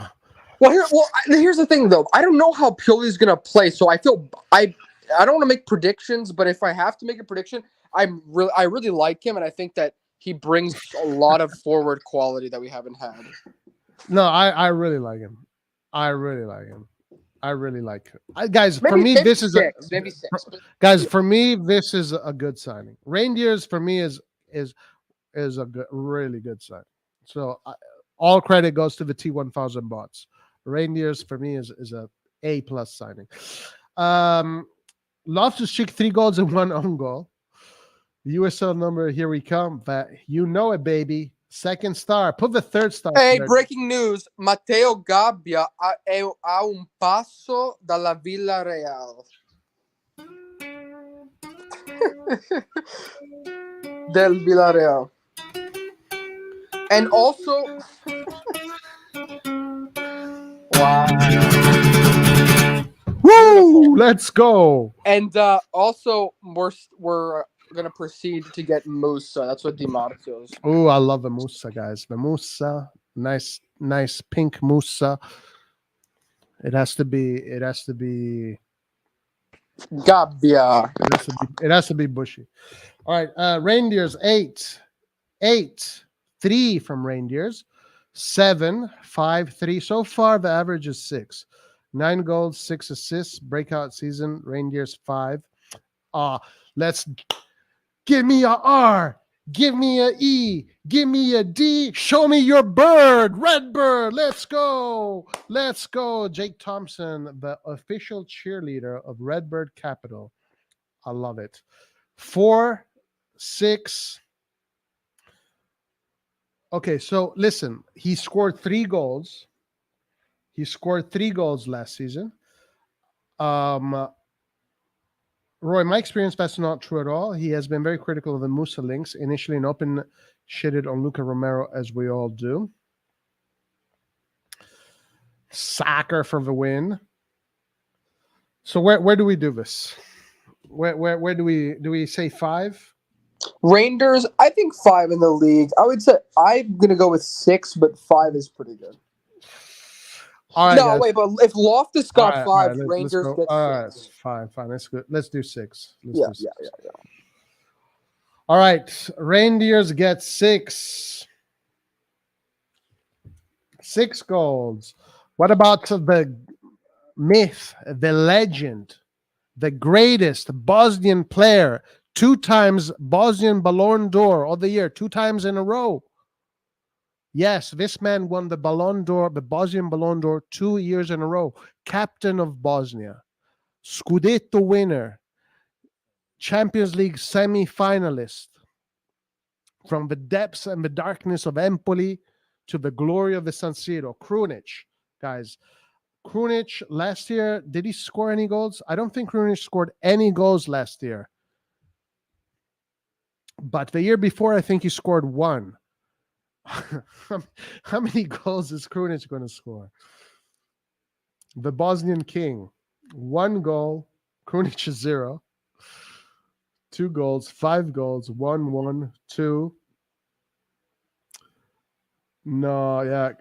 He's Italian. They got to go, Paul. They got to go, those Italians. 2 goals. Lord Krunic, 10 goals, 10 assists. 2 goals. Benacer will score more than Krunic. Probably, yes. Yeah. If our midfielders can score more than 5 goals, that's more than our midfielders did last year. So any will go a long way. Yeah, maybe we're being a little bit too generous, but it's fine, guys. It's fine. It's okay. This format is very attacking, so expect big numbers. Krunic is Pioli's favorite. If only, Paul. If only. I would be a much happier man, but it's not like that. So we're saying 2, huh? I think it looks like everybody is saying that Rade, De Bruyne, Krunic is going to score 2. We're going to stick with 2. Because, I mean, it's consistent with what he has been doing. Good question, Luigi. Good question. Very good question. Oh, okay. Zion Train says, Furlani, Moncada, and Pioli knows what they're doing and which players they want to fit in the tactical system Pioli will play. I trust their judgment more than fans. Listen, my man. If Furlani, Moncada to you and Pioli are the... Well, I have nothing. Pioli, for me, has done very good. But if Furlani, Moncada to you are the truth and nothing else but the truth, so be it. So be it. I will wait and see. I will reserve my judgment and I will be skeptical because it is very rare to see two newcomers come in and then just get everything right away. Now, maybe the program they're using, bought T-1000 2.0 updated Windows 97, is super good, and they will get it. And if they achieve this, Zion Train, I'll be the first one to apologize to you, saying that you're right. These guys are the best DSs that have ever existed in the history of football. If that happens, I'll apologize to everybody.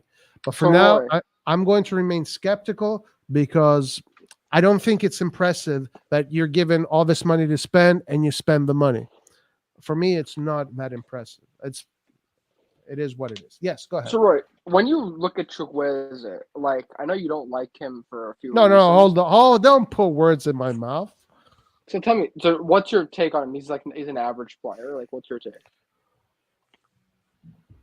I think he is okay. So all right, let's look at this in categories, right?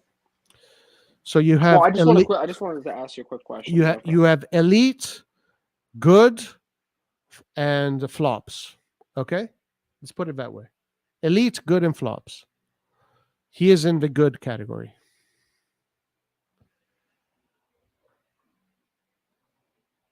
Does that satisfy?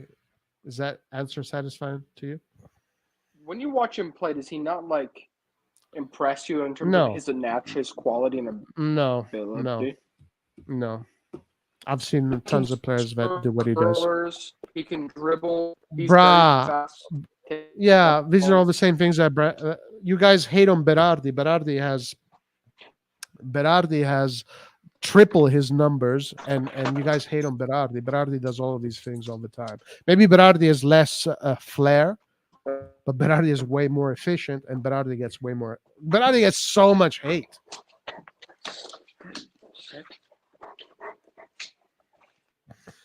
No, I said good. Let's just keep it an elite, good, flop. I say good. Hopefully he is elite, guys. Hopefully he is. Listen, in these past 5 years, out of all the kind of newcomers that I've seen that have really been like, oh my God, I'm blown away. I can only think of three top of my head. Viceverasquilla 1, Arda Güler 2, and Mike Maignan 3. Not in any particular order, but these three players are the three players in these past 5 years that as soon as I saw them, and with Mike Maignan, it was even better because as soon as I saw him with Milan, because I never seen him before he played with Milan, but 2 seconds, I was blown away. This guy is incredible, one of the best ever. So far in these 5 years, the only three players where I've gotten that feeling, where I'm seeing a top level G, is these three players so far. Let's see. You know, I'm just these are my opinions. Then yeah, but Roy, but you say that, but first of all, that's a super small number of players, and second of all, at the same time, like you can Vicha and Güler are very good, but they're also the common thing that you like is that they're super technical, close control players. You can still be effective with a different style. I'm not saying that in the future Chukweze is better than both of them. I'm just saying for our system, he's going to bring a very, very good dynamic, and he's going to. Have I said otherwise? I'm excited about that. I don't know. Like I don't know. It sounds like we're like minimizing. No, I think it's a big signing. I get excited. We're getting a right winger that can bring quality. I think that's pretty good. I respect you being excited about it. Maybe because I'm a boomer, I get excited over much more than that. Maybe it's because I'm boomer. Right, for the first time in I don't know how long, we actually have a dynamic right winger. Bro, I told you, for me, he's not going to be much different from Brahim Diaz. Diaz wasn't he was more of a cam. This guy's different. He's going to play in. Yeah, we're going to have Brahim Diaz, but instead in the middle, he's going to be on the Pulisic right. may be better than Diaz, by the way. We'll see. We still have to see that. If we're going to have Pulisic and Chukweze as a pure right winger, Diaz isn't a pure right winger. He's He's a cam. He goes in the middle, and this guy is going to be sort of that attacking from the edge, being able to dribble into the box from the right-hand side and putting the cross back in. It's different. Pulisic, I think, is more of that central. Oh, Faisal, I'll look into this one. That looks interesting. Pulisic, if he can stay healthy, I think he can be very good for the team because he can provide quality in many different positions and it can give you different tactical solutions. And I understand the way he wants to play, Pioli, because it's kind of how he's always been playing. Not so much lately this past year, but the previous, the year of the Scudetto and the year before, Pioli was doing all these crazy interchanges. I remember we were doing all these tactical analyses and we're looking at how the team was playing. And he kind of wants to repeat that. So players like Pulisic are players that he can, hey, you have to go change with this guy, interchange. I see what he wants to do. And hopefully it works, hopefully it works. But it doesn't happen overnight.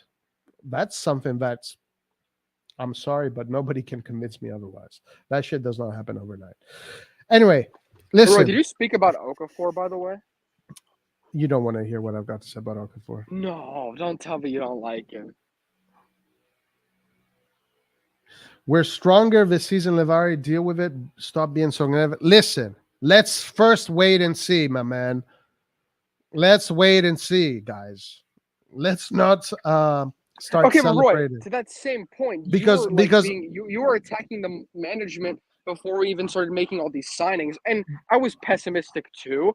But my dad was saying wait and see, and so far they're on the right track. Yeah, and right now, when I look at this formation, the only world-class department I see here is this one right here.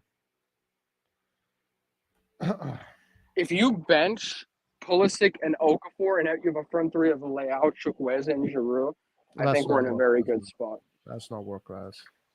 Yeah, it is, in my opinion. No, it's not. Because a left and right wing combo being that sort of attacking and dynamic with that skill, that's not like a common thing. Oh my Lord. Bro, you know what's going to happen? I'm going to tell you right away.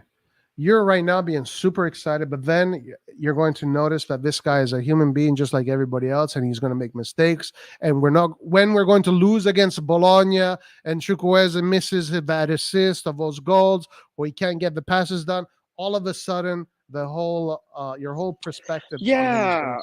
Okay, I'm not saying he's messy. I'm saying that in a lot of games, he's going to give us another option, and I think it's going to be very important for us to make the next step as a team.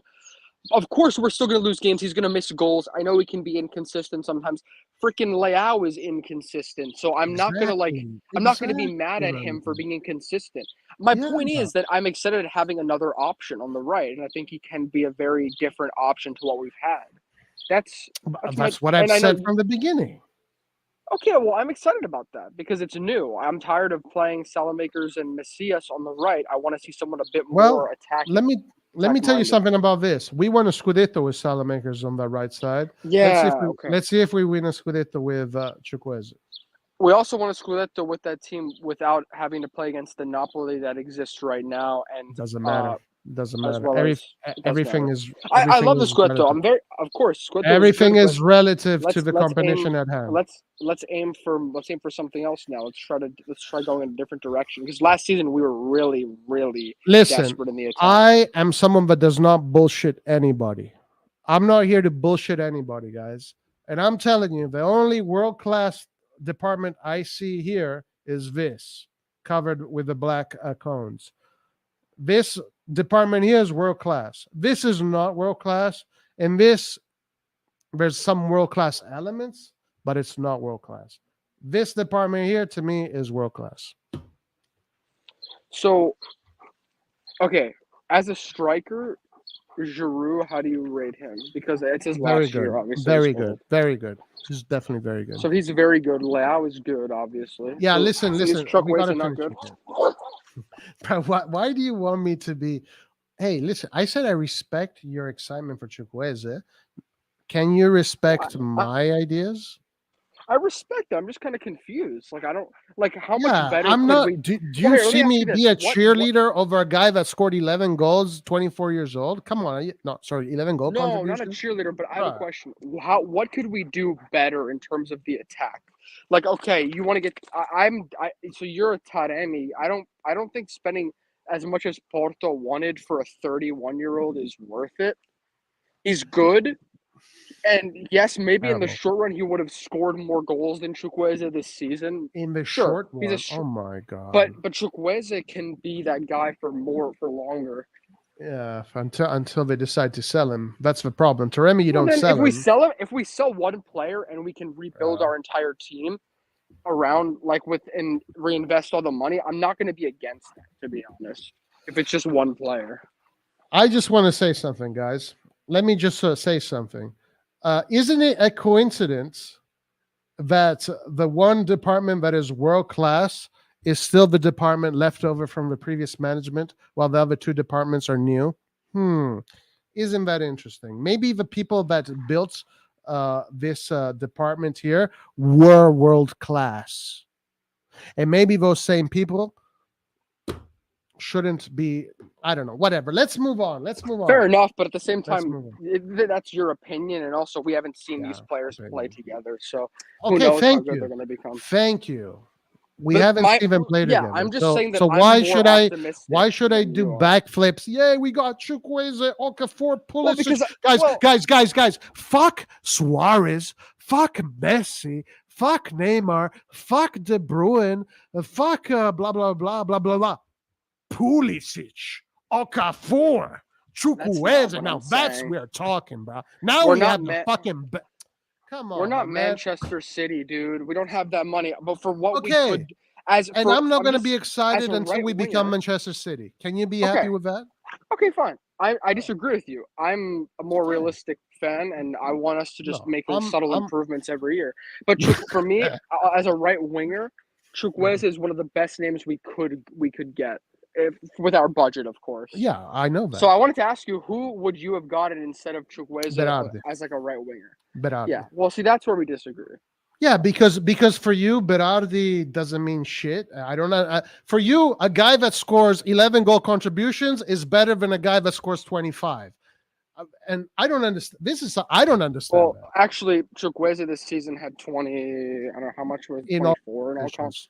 I'm just talking about. Berardi is a good player. I don't hate him, but I don't think at Milan he would perform. He would carry over Of those course. exact Yeah, numbers. of course. But Chukwueze, he'll He's become like 20. Leao. He's Sure. 24 and he's playing in a team that isn't tactically very offensive, and I think that he will play. He has a lot of potential and more upside. Of course, guys. Berardi, if Berardi comes to AC Milan, he does not know how to play football. But if Chukwueze comes to Milan, You think if Chukwueze Berardi comes, the best right winger in Italy. so let me ask you: if Berardi comes over, he carries over those exact numbers. Is what Bro, you're of saying? course he His does. penalty, if he takes penalties as well and all that, don't forget about all the penalty goals that he takes. It's not just penalties. A lot of his goals are penalties. What about the assists? Yeah, assists are assists, but I'm saying goal-wise, take off his penalty goals. Anyway, I don't know. I don't rate him as highly as you do. I know you don't. I'm not anti-Italian. I think there's players that have more quality. So that's what it is. I'm not saying you are. Anyway, let's see what happens. I respect Antonio for being excited about Chukwueze. I think he's a good addition to the squad. Is he an upgrade? Probably an upgrade to Messias, but not by that much, I think, because at the end, it's the same numbers, more or less. But I say overall, he is an upgrade. Is he an upgrade to Brahim Diaz? This is where I have my doubts. Anyway, let's continue the game. Antonio, can we continue the game? Yeah, I want to talk about Okafor later, though. Once we get to Okafor, we can talk about Okafor. So in the midfield, we're being extremely generous here. Loftus-Cheek is going to score 5 goals. Reinders is going to score 6, which I think is a little bit too high. That's definitely too high. Guys, I think we should change this 6 here. I think Loftus should be a bit lower. and Rangers should stay at 6. I Then mean, again, well, six goals? Roy, how the That's heck are we crazy. supposed to predict the midfielder? We don't even know how we're going to be playing. But no, you predicted based on their history and the position. Okay, we said 6. Let's leave it at 6. Let's go to Pobega, guys. What do we think about Pobega? How many goals is Pobega going to score? Now, remember, he is Italian, so whatever number you put, you have to minus that by 10. All right? I like Pobega. To be Really? honest. Dude, you're crazy. Yeah, I do. I think Pobega, though, I think in a 3-man mid, he'll do well if he gets any playing time, which I think he will, because him and Krunic will be probably the first bench options. Obviously Loftus-Cheek and Reinders, and whoever, probably the third, Musa, whoever else we get, will be the third starting midfielder, and then, those two guys will come off the bench. So coming off the bench, I can see him get, like, hopefully 3 or 4 goals, probably 4 goals. 4? 4 is a Yeah. pretty good shot. I think 4 is a good And shot. it's not because I think he's probably better at goal scoring than Loftus-Cheek. 7. It's just that Loftus-Cheek will play more. But Pobega has a good strike.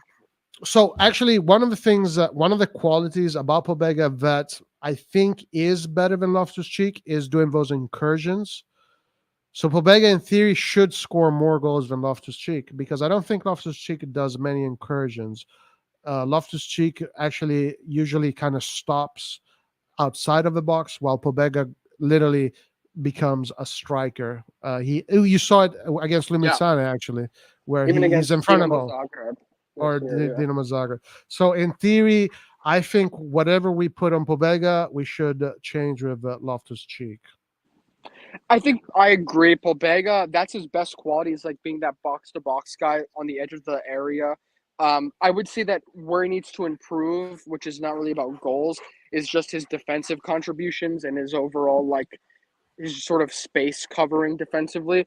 But I think in a 3-man midfield, he could be a good substitute to, like, a Loftus-Cheek or Reinders, if Reinders can't play. Obviously, Reinders has more quality, but yeah. All right, so what number do we say? What number do we give Pobega, guys? Let's see. Let's average out from what the chat says. I think he gets less playing time, so 4.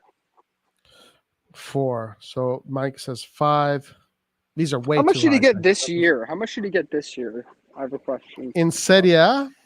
Well, yeah, because I know he scored against Zagreb, so that doesn't count. In the league, I'm guessing he scored 1 against Bologna, a very nice goal. Did he score anything? What else did he score in the league? He scored against Bologna. I don't think he scored many goals. Then 3 is good. I think we'll stick with 4. Let's do 4. Let's be generous.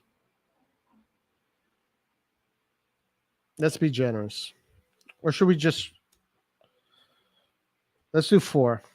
All right, Benacer, guys, he's only playing half a season. So, obviously, I don't know what to say about Benacer. Whatever you were thinking, split that in 2. Because Benacer won't be back till February. And who knows how fit he will be. So what do we think about Benacer? How many goals do you think he can contribute to the team? Well, yeah, I mean, he's going to be playing like almost half a season, or over half a season by a little bit. I would say for Benacer, 4 goals. Damn. But he does score. He scores big goals, though. And he's going to play. He's going to be a starter for sure when he comes back. Unless the injury takes much longer to recover from than we would expect. So. Yo, I got to say something, right? Listen, like the numbers we're giving these midfielders, they're not realistic, by the way, okay? I'm just putting this out there. Like midfielders... Well, realistically, Pobega would score, like, I guess 2. Like, I think Loftus would go down to, like, 3 or 4. And Reindeers also. 5. Maybe. By a few goals, yeah. So we'll be extremely generous with the midfield, which kind of worries me, because once we go to that attack, oh my Lord, the numbers we're going to see. But anyway, Kosu says 2 goals, Benacer. Edison says 3. Mike says 1, 4. Pobega is Italian, maybe 1, maybe 2, maybe 0 because he's Italian. All right, let's average this out. Should we say 3 for Benacer? Let's put it at 3 because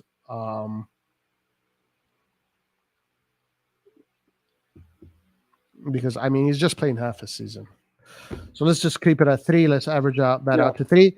Ali, you know how many goals he's going to score? 0, because he's going to be sitting here the whole season. So I don't know. Or he's going to be gone. Or he's going to be out the window.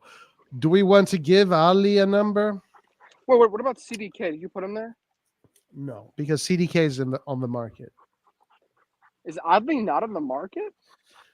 Yeah, I listen, let me say this, because I think we're being extremely generous with these numbers. Let's just not give Ali anything for now, okay? Dude, I think we should sell agree? CDK and raise some funds and buy either another like a really good midfielder or another attacker. Say that again? I totally would be on board for selling CDK and then trying to get another attacker or midfielder. Another attacker or another midfielder. Yeah, maybe that's what we're going to do. Yeah, I mean, all of a sudden, we have money to spend. By the way, Laerts brought up a great point, guys. When Elliott gave Maldini 90 million to spend, guess what happened next? Well, that was the year when we basically that was not the year we won the league, right? It was the year before that. No, or what is it? We won the league. So Maldini with 90 million, he won the league, and let's see what these guys do with over 100 million. Well, let's be fair here, because out of that over 100 million, which I think I heard it should be around 120 million total. 60 to 70 was from a sale, and thank you. Oh yeah, of course. I'm not sure if that would have ever happened, Of course. And listen, and also, guys, Laird brought another great point yesterday. I'm glad Laird is back, because the only reason why Tonali. Oh no, you know what? Let's not even go there. Let's not bring up. So if this Tonali sale actually works, though, which I'm not saying it will, we have to see how this season actually turns out. But if this helps us with our depth and we perform well this year, then they deserve an applause for having the balls to do that. And I'm not saying it's going to work, but they what is a satisfying result for you? The result would be obviously qualifying again for next year's Champions League and hopefully winning one trophy if we can. All right, and top obviously 4? passing the group. All the fall. No. I do not accept that. Wait, so doing exactly what we did last year? No, I didn't finish. No, you didn't let me finish. First of all, we almost didn't qualify last year. And last year we made the semifinals of the Champions League too. Yeah. So I think going to the quarterfinals of the UCL, fighting for the Scudetto, being much more competitive. But if we don't win and we lose to Napoli or Inter, but it's closer, then it is what it is. But I want us to be more competitive. But bare minimum is that we should easily qualify for Champions League. And quarterfinals of the UCL. And I'm only saying quarterfinals because quarterfinals, this year we're gonna have a harder group. So we could end up getting a group of death. You have to be careful. And let's not be unrealistic. If we're in a group with which is possible, I think Real, Bayern, Newcastle, or City, and Newcastle, that's let's be realistic. So there's that as well. But I think I would like us to win a trophy, either the Coppa Italia or the Scudetto. I think is attainable. If I say that, but you never know how the team clicks together. But yeah, I think that would be realistic. Let me be objective here, because I think you're being a little bit generous. No disrespect, but in order to top last season, we have to do better than the semifinals of the Champions League. I didn't say top necessarily, but. Okay, but then what was the point of selling Tonali if we don't top last season? The point is that we can make a deeper team. I mean, the point is, the thing is this. The question is, as fans, what are you satisfied with? Because for me, if we fight for the league, and we do decent in the Champions League, I mean, that's what you can ask for. We still don't have the depth and the quality of the mega teams in Europe. Yeah, never. Let's hopefully get closer. We didn't have that last year. But last year we had Yeah, people we had in an the easier. club. We had Yeah, but people in the club that knew how to go through these stages of the Champions League. You know, there was this one guy, but he sucks. We all hate him. But this one guy in his career played 8 finals of the Champions League, won 5. So, you know, he knows what it takes to win these games. So in the Champions League, we have to top the semifinal. Yeah, that's how it okay. goes. Well, we still have. In I disagree. Serie We A, still have the in coach, Serie A, Roy. we need to top the 5th spot because we finished 5th. If they can do Okay. better than 5th, then they did better than last year. Okay. Well, for the Champions League, just to counter that point, we made the. We still have a lot of players and the staff. It's essentially the same besides Maldini that were with us last year, and the players are improving and they have more experience now because another year has gone by. So and at the same time, we were able to go that far because let's be honest, we were a pot one team. My Yeah, God. you could say why were we a pot one team? Oh, because of Maldini's work, of course. But Yeah, then at the thank same you. time, Thank it you. was Maldini's fault that we were partially that we're going to be a pot three team this year. So it still works that way. So, anyways, we're in a pot three position right now, and so that means it's objectively going to be harder unless we get a lucky. We have to evaluate it, of course, and then it depends on the draw afterwards. Because this year, first round draw, Tottenham, that's a tough team, of course, but it could have been worse. And Napoli, it also could have been worse, in my Okay, opinion. first of all, Napoli was one of the best teams in Europe. I don't know what the hell you guys are thinking, but Napoli was easy. No, Napoli is last year wasn't easy. I'm just saying could have been worse. Napoli was literally one of the best teams in Europe last season. I don't know why Omari here saying last year we had Tottenham and Napoli. Okay, Napoli was one of the best teams in Europe last year by far. Yeah, but And it could have been worse. And Tottenham, it can always be worse. And Tottenham is not a team that, yeah, I mean, it could have been worse for Tottenham, but it's a team that you have to beat. Still a team The that you have fact to that we beat. got Tottenham after finishing second I in don't our know. group was Let me very ask you a nice. question. Let me ask you a question. Why are you guys being so generous, and why are you being so harsh on Maldini, and why does Moncada and Furlani, why do they get so many damn passes? I'm not being I harsh don't on get this. Maldini. I'm not being harsh on Maldini. The thing is about Maldini is he had a different vision, right? These guys believed that they could sell Tonali and do something with it, and let's see how they do. I'm not saying Maldini was bad. I'm just saying that last year, before the season, I was being objective, and I said that I was not expecting us to go that. We were thinking round of 16, and that was with a pot one position. Now, all I'm saying is that we should be doing pretty like let's be a little bit like objective here. We still have significant, um, you know, like space to get to those super top clubs that we could be in the group with.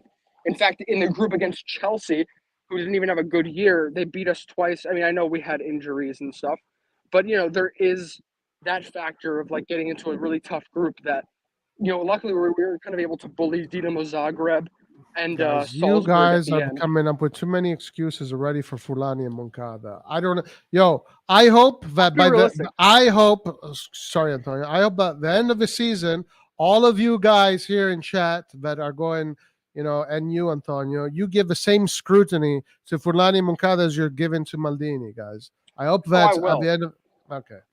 All right. Because That's all I'm not asking. like That's I'm all I'm pro asking. I'm pro Milan, right? Like I don't care about. I'm not like a fanboy of Giorgio Forlani, although I see a lot of people like that on Twitter. I just want us to do good things and to get good players and actually perform.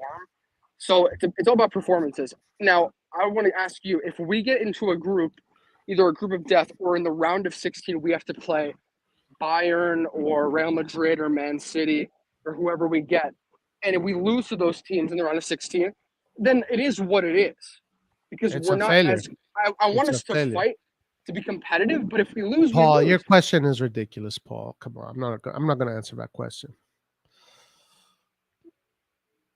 All right, let me answer this question. 2 questions for Roy. If all these players were Italian, would you still be crying? First of all, I'm not crying, guys. Like, I don't understand why you guys say I'm crying. It's like you guys want me to celebrate before we even fucking kicked a ball. Like, come on. Yo, guys, bruh, the competition does not work like this. And if Maldini made all these signings, would you still be crying? Maldini wouldn't have made all these signings because Maldini Roy. wouldn't have sold Tonali. Yes. Sorry, just to say one thing. Longo just tweeted that Oh, here we go. Gabbia is in the final details of a Villarreal. I think it's a loan with, I don't know if it's an obligation. I think secco means dry, so I think it could be a dry loan. I'm not sure. And then Yeah. he said That's not a good Chukweze. deal. That's not a good deal. He said Chukweze RossonARI. Yeah, So a I dry think it's loan done. is stupid. That's not a good deal. We did that with Daniel Maldini. Didn't work out. Dry loans don't work out. I think that's a bad deal. We might as well. Why are you're saying because then they don't have a lot of incentive to play him is what you're saying? Exactly. Yeah. I mean, if he proves himself to be an asset of their team, they did just lose Pau Torres. Well, I don't know. I guess we'll see how much he plays. But dry loans, because there's no incentive, and they know that he's. I mean, I guess they can test him out, and if they like him, they'll make an offer. But usually, dry loans are not the best for players. Yeah. Hey, Roy, ready to watch Goulet tomorrow? Oh my God, what a player. I'm seeing this guy in training. He's so damn good, man. Now guys, that's who I wanted. I wanted Goulet. You see, guys, this is where I am at. I think that too many people are not at my level. I don't want to lower myself, guys. I think a lot of you guys are asking me to lower myself. Bro, I'm at the Goulet level. I'm at Roy. the Vicha Verasquilla level. I'm not at fucking mid-tier level, guys. Roy, I want mid-tier, Goulet too. But here's the mid-tier does problem. not excite me. It's not crying, but mid-tier to me means nothing. I'm all about the elites. That's where I was brought up with. That's what I believe in. That's what excites me. And it's natural. It's natural. I don't try to be excited. I'm not forcing anything. When we get the elites, that's when I'm excited. Can you hear me? Yeah, Goulet for me was exciting. Taremi with his numbers, those are elite numbers. That is exciting. But mid-tier does not excite me. I don't know why you guys want me to fucking be like a cheerleader in a basketball game or something. Yes, I can hear you. No, I was going to say, I'll take him too, honestly. He's a great player. But the problem Are you is, kidding me? realistically speaking, he was always going to wait out to see what the options were. Once Barcelona and Real Madrid are in, you're done. Yeah, man. Right now, who the fuck? And there's no elite. So realistically speaking, so I'm just saying, let's not like blame the management for not getting Goulet. Like how it's. Oh, really? Really? Yeah. Oh, but we blamed the management when we didn't get fucking Alvarez. And we blame the management when we didn't get fucking Colomani. All of a sudden, no, oh, poor Moncada, poor Furlan, poor little puppies. Let's not blame them. Come on. You see, this is so bad. There's a difference. The difference is for Goulet, it was a very short window in when you were and listen, I don't even like blaming the management about Alvarez and these players. Because the thing is this, as much as we say Maldini, it's his fault, or Maldini, good job, it's not just Maldini, it's Massara, it's the whole team that was there.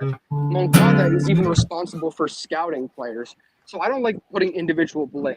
And second of all, so the Alvarez stuff, that was complicated, but the Goulet situation this summer, I mean, he's one of the hottest free agents in Europe.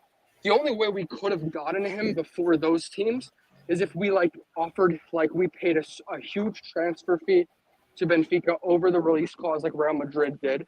And also, because that's why he also agreed to go there, just because they kind of he tried to help Fenerbahce or whatever. And also you have to pay him good salary, like top of the team, probably high salary, or pay his family a lot. And then with that money, we could, I guess, improve the depth in other positions. So I don't know if that would have been realistic for us to dump all of that into one player. And that would have been we'd have to do that. It would have actually been better. It would have been. We would have gotten better results overall. But for an 18-year-old right away in Serie A, we might have tanked early on this season. Yeah, because with these guys, we're not. Listen, guys, I'm sorry that I'm disappointing people. But I will be excited once we're back at the levels where I think Milan should be. Okay. being a Redbird's little puppet in order for them to make Roy. money does not excite me. So then So- Maldini didn't excite you then while he was No, at- Maldini because excited me because how would that's he what he excite you wanted. if we were Because never that's what he dealing with wanted. Milan? That's what he wanted. That's what he was trying to do. This management is not even trying to do that. That's why he got Well, fired. I think they're bringing in a lot of individual quality Yeah, players. in right now, July so we'll you see. think that. In July you think that. But then once you see these guys and you realize, oh, well, these guys are just like everybody else. They're normal players like everybody else.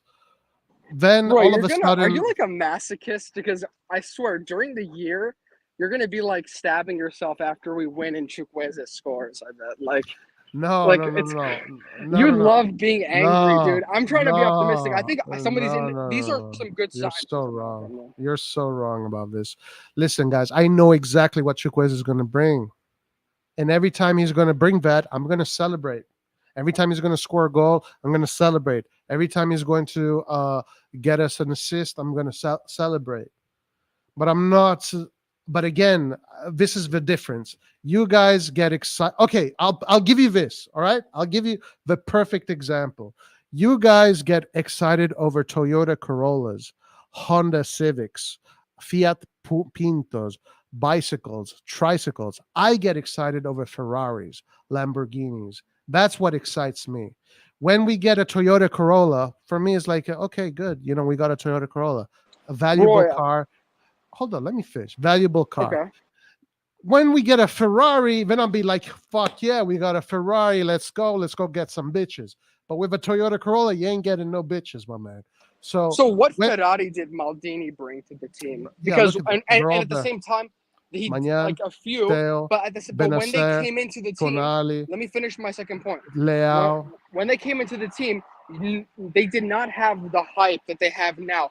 They had to develop here with us. So I Yeah. don't want to hear the fact that you saw Yeah. Leao's little highlights, a player who isn't that technical, like compared to Kvaratskhelia and Arda Güler. Seeing his little highlights, I don't want to hear that you were predicting him to be this good. And That's let's not see true. let's see That's if a lie. Moncada Furlani can do what Maldini did. Develop these players that's just into a super straight up champions. lie. Well, Let's see if Moncada and Furlani can surround these players and develop them into world-class beaters. Let's see if he can do that. I doubt that. I really doubt it. It's also not just them; it's also the coaching staff and the Oh, management yeah. that The stayed. coaching staff. Who chose the coaching staff? They're still there. I'm not anti Maldini. Yeah, I'm not you are. anti-Maldini. No, Yeah, you are. No, I'm not. My point is that we have to accept the new management and give them. Let's see what Yeah, they do. I am. I am accepting the new So management. that's all I'm saying. It's a Toyota Corolla. Do you want me to fucking throw I a think you're party being because a we little got a bit- Toyota Corolla? I think you're being a little bit unfair to them No, in the I'm sense not. that, like, saying that these players are all not going to be This is the like, difference between me and that you. good. You know. I'm a boomer. You're a zoomer. Because I'm a boomer, I got used to a different kind of Milan. You Roy, are but coming. you were making these arguments when Maldini was around too. When we were getting Well, like I players in the scrutinized summer. Maldini. I scrutinized the saying- fuck out of Maldini. I know, Of course. I know. I'm used to this because last summer, all these. Whenever we get players, you always do the same spiel. Okay, I'm not excited. I understand. I'm not going to argue with that. My point is, these names that we're getting now with this management compared to, like, let's say last year, I think are better. And if you don't agree with that, then I don't know what to tell you. Yeah, And I think yeah. that we Last are year, bringing- when I was telling you that CDK is nothing special, and you were telling me that he was better than Raspadori, who was right? When I was telling you how good Vicha Veraskilya was, and you were Who was right? I thought CDK had more potential than Raspadori. That was my perspective, and no one would have predicted When that I- he was a dickless child. But when I was telling not even Paul you that predicted that. Origi You just said like that you weren't like you wanted to wait and see, like you weren't that impressed My with man- CDK. guys, That's what you were saying, but you didn't say he was going to be this bad. No one predicted him to be Guys, this bad. sorry, Edison says, wake up, it's not 20,000, 20. So does this mean that Milan now is going to be Borussia Dortmund forever? And you guys are okay with that? No. Okay, No, but it's a Roy, the phase. reality is Hold with on, Elliott, we wouldn't have gotten there I'm anyways. I'm Because it's telling about how much money you have. No, with Elliott, we would have got him there because Maldini was taking the right steps. Thing is, Maldini and this management cannot work together because they have different philosophies. Edison, this idea that it's not 2005 anymore, it's not the 90s anymore. So what does this mean? That for now and forever we're going to be an Atalanta, we're going to be a lower version of Milan?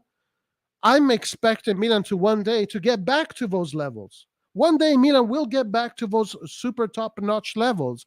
That's when I will be excited. Okay? Yes, this is a Dodge. You guys want to be excited over a Dodge. When Milan turns into a Ferrari, that's when I'll be excited. Okay? That's it. That's what it's all about. For me, Toyota Corollas, Hyundai Civics, Fiat Pintos don't excite me. They do not excite me. What excites me is a badass Ferrari that can attract all the bitches in the world. Now that attracts me. And when Milan will be there, I'll be excited. These players that I'm seeing right now, I have my doubts. Jerry will win the Champions League. Let's go. Yeah, okay, sure. Salamakers is a Bugatti. Guys, we got some news here. Singo, AC Milan, in the last few hours, he has become a concrete target. AC Milan are reportedly evaluating their options on an offer of 10 to 12 million or low-cost operations with inclusion of Messias. So Singo in for Messias. You have to be patient, Roy. There are structural financial inequities, but this manager is doing well to finesse. Maldini My God, what a terrible take, bro. What a terrible take. You guys and your hate for Maldini is absolutely insane. You guys and your freaking hate for Maldini is insane. It's insane. It's insane. No, dude, I'm not gonna have a reality check. I already have my reality check. I'm already having the reality check right now. I've accepted that Milan right now is Borussia Dortmund. But right now, Milan is RB Leipzig. Roy. Right now, I've accepted that. I've already had my reality. I have a question for you. So what if, in order to get around the fact that the Serie A is very financially limited, that making the sale of Tonali and then getting players that could be very good if you, let's see their potential. A few of those players I think are good players. And like, what if? No, I'm just asking you. What if that turns out to be good? Like, because the other Maldini would never be able to buy like multiple players, like all these players for over 20 million in a summer, 25, 30 million. Why not? Because we don't have the money for it. Unless how do we get the money? How do we get the money? For us, we have to sell a player and build our brand. A player that did what? Who's going to pay? So do you think they're going to pay 80 million for Bakayoko? Or 80 million for Branks? Right, we have to sell one, of course, a good player. No. Answer the question. I'm not happy with that. Are they going to spend? Why did they spend 80 million on Tonali? He's a good player. I know that. No, he's an okay player. He's a good player. Yeah, he's a good player. Yeah, okay. No, he's a badass. He's a fucking badass player. He's not a good player. He's a top level G. That's why they spent 80 million on him. And that top level G was one of Maldini's greatest pieces of work. And that's why Moncada and Furlani today. That's why Moncada and Furlani today have all this money because of the work Maldini did with Tonali. Hello, Roy. You realize if these players actually like do even a little bit of what they're supposed to be doing as professionals, and they don't turn out to be CDKs, then you're going to be very wrong. Like, do you understand? Because we're getting players who have very good potential. Yeah, because if these players grow into their potential and we have all of these really promising young players that develop, we're going to have a much deeper team, and that should translate. You have to get that idea that I'm wrong out of your head. I'm not wrong. When I'm evaluating Chukweze, I'm evaluating exactly for what he's going to do. You guys think that this guy is going to come in the Serie A and score 25 goal contributions and be the super top player. I'm evaluating exactly for who he is. 15 goal contribution, maybe.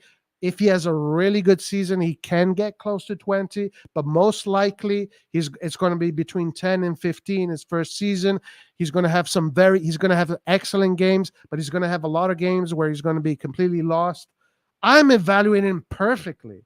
Okafor, this guy is Okafor, I'm going to be patient with Okafor. I have no expectations with Okafor. I'm not excited about Okafor. Okafor is a guy that has to show his worth. He's young. He's a guy that doesn't score many goals, quite injury prone. I am not going to treat Okafor as if he is a Lamborghini like a lot of you guys are doing. Pulisic, another one that, okay, he's versatile. He's Captain America. He's got what I'm expecting from Pulisic is leadership. He's not going to be scared. He's going to show that responsibility. But from Pulisic, I'm not expecting 20 goal contributions. I'm not even expecting 15. I'm going to keep it at 10. All right. If he does 10, I'm happy with Pulisic. Okay. So the truth is, I am the one that is actually the most precise here because I am not over evaluating anybody. I'm trying to be as balanced as possible. When we get the players that I know for a fact are going to bring us 30 goal contributions, 25 goal contributions, 55, that's when I will be super excited. I think you guys. And again, listen, what? I'm not saying that Chukweze is going to be Maradona and is going to be one of those like Ballon d'Or winners. I'm just saying he's going to be a good attacking player that can make us improve. That's all I'm saying. Like that. I'm not. But like, I've said you're that too, my man. I have said that too. Then why are we disagreeing? We're arguing because you want me to fucking go gaga over Chukweze. I'm not going to do that. I'm just saying, like you talk like these guys are just like whatever. Like I think they're decent players. They're not. You don't have to be like. Thank you. You can be happy. No. You can be happy for players that aren't like world class. Let's stop there. You said they're decent players. I said that. Well, that's the bare minimum. Let's they can be good. Leao didn't look that good when he came. He improved after a season, and he grew into his player. He was not that good as first when year, Leao came in. When Leao came in, the word on the street was that this guy was going to be the next Ronaldo. Leao, at his age, was already beating Ronaldo's records at Ronaldo's age. Yeah, that's the same stuff that the Milan fans say about like. Whatever. But the Portuguese know football. The Portuguese know what they're talking about. The Portuguese were saying that Leao, the coach, was saying CDK is the next Kaká. No, that's Pellegatti was saying that. Not fucking Pellegatti, bro. Pellegatti was saying that CDK was the next Kaká. Pellegatti, not the fucking coaches of Brugge. Pellegatti was saying that. So Leao was there was a reason why they put 100 million release clause on Leao when they bought him. Okay, they already know that this guy, you know, the players that are going to be top G's from the Primaveras already. Okay, Leao is I highly doubt that you like. Well, maybe go back in the videos and see what I was saying about Leao. There's no way you said that he was going to be like, because the thing is, I know you look at players and you look at technical ability, and of course, Goulet is very technical. Bro, I wasn't even on this channel when we got Leao, Paul. You see, why are you guys lying on me, dude? Like, I joined this channel after we got Leao. You see, you guys are lying on me. Now you're just lying on me. I didn't lie. I just said that I never heard you say Paul is lying. No, you should have heard me say that when I was analyzing Leao back then. I was saying this guy has incredible potential. He's got incredible things. And I was saying there was one key thing about him, and it was what his previous coaches at Sporting were saying about him, that this guy has the potential to become the next Cristiano Ronaldo for Portugal. And I took that in consideration. And we did see some great things. When Leao played as a center forward, he looked awful. And I said that. But first of all, Paul lied there, because when I joined this channel, Milan had already had Leao. And when we got Leao was very, very ripe. Okay? If we buy Leao today, I'd be super excited. Okay? Because Leao today is 23, 24. Well, I'm just going to say that in the past few years, with this Milan in recent times, we got players who, when we got them, they were in situations like, for example, Real Madrid, that they, like Theo Hernandez, when we got him, if he was already primed to be world-class potential, and I totally love Maldini for this. Again, it was I give so much credit to Maldini. But if we were able to get him from Real Madrid, then there must have been a reason, because they weren't too keen on him, and he had a lot of potential, but not world class like guarantees. So we got these players, and then they developed He with was us, and 19, my man. they He was became. Yeah, I 19. know. Well, Loftus-Cheek is 27. Rangers is Okay, 24. well, I never said Well, Loftus-Cheek was going to be world class. Chukweze is 24. Chukweze I think is close. But anyways, we disagree on Chukweze. But my point is that these guys can improve a lot with us, and they can have a lot of tactical freedom, and I think that we can make an I attacking team. said that, I'm just man. optimistic. And so there's no point of even continuing this, because the only difference is that for you you want to see Lionel Messi on our team. Yes, Yeah, I do. Yeah, exactly. And I'm more So what the satisfied fuck? with players that aren't as. I was brought up Messi. with a Milan that had a Ballon d'Or player every single fucking year. I'll be happy when we get back to that. When we get back to that, I'll be happy. When we get back to that, I'll be happy. For the moment, we won a I'll just when we weren't at that level when we won the Scudetto. Because we still aren't at that level. Well, so actually, and I was pretty happy when we won the Scudetto. If this management can win us a Scudetto, then I'm going to be happy. Yes, me too. Is what it is. Me too. And by the way, Maldini, you're a guy, public enemy number. The only guy that not for me, you know that. Don't put that. The only guy that gets criticized, and poor Moncada, whatever, never. Maldini gave us, for sure, without a doubt, 3 top Ballon d'Or players: Teo Hernandez, Magnan, and Leao. That's 3. Let's see if Moncada and Furlani can top that. Let's see. And Tonali, Eddie Million. Okay. But again, it's a let's see thing. It's a what? I think we're all going to be very happy. Happy for what? I said if we win the Scudetto, we're all of course. If we win the Scudetto, everybody is celebrating, and we can. And then I will give. You see, that's the difference. First, you do. First, you show. First, show me who you are, what you can do. But then I will give you your flowers. Yeah, but my problem is that you're sounding like, and don't listen. I know when you say stuff that makes sense, fair enough. But when you say when you're you sound all depleted and whatever. Let's give these players a chance, and let's give them the benefit of the doubt that they can become really good. That's what I'm saying. Have I ever said anything? Well, if you watch Chukweze, then I think you want me to do backflips, to fucking throw my underwear into these guys' faces, sign my dick, sign my ass. Bro, I'm not gonna do that.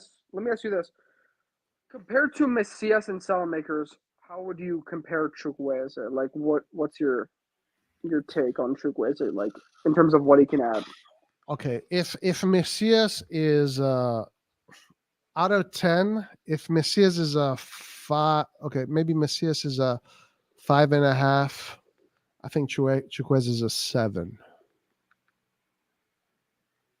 maybe 6.5/7. So Messias, you said, is a 5.5. Yeah. Okay, and then so Chukweze maybe 6.5/7. At least the first season, 6.5. I'm not expecting Chukweze to have I'm not going to convince myself that Chukweze is going to be like Leao, as some people in the chat are saying. I think he's going to have a pretty humble season. I don't fall for all the flair and all that bullshit, because in Italy there's full of players with flair, and that flair means nothing when we play against the smaller teams. So I think Chukweze will give us good satisfaction sometimes, but overall, I think we have improved our right wing, but I don't think we have Leao on the right. I don't think we have a guy that can give us 20 goal contributions on the right. I don't think so. 20. Actually, so what do you predict for his goal contributions? Maximum 15 goal contribution, and that's being quite generous. In Serie A, Messias got what, 7, 6? I don't know. Messias in the Scudetto winning season, I think he got over 10. Ibrahim Diaz last year got 6 plus 7, which is 13 goal contributions in Serie A, while Chukweze got 11 goal contributions in La Liga, in a league that is much more open too, which is easier to score. So I don't think Chukweze has the ability to do better than that in the Serie A. I don't think so. Okay, think well, that- I disagree, but I want to ask you this question. Someone else commented here.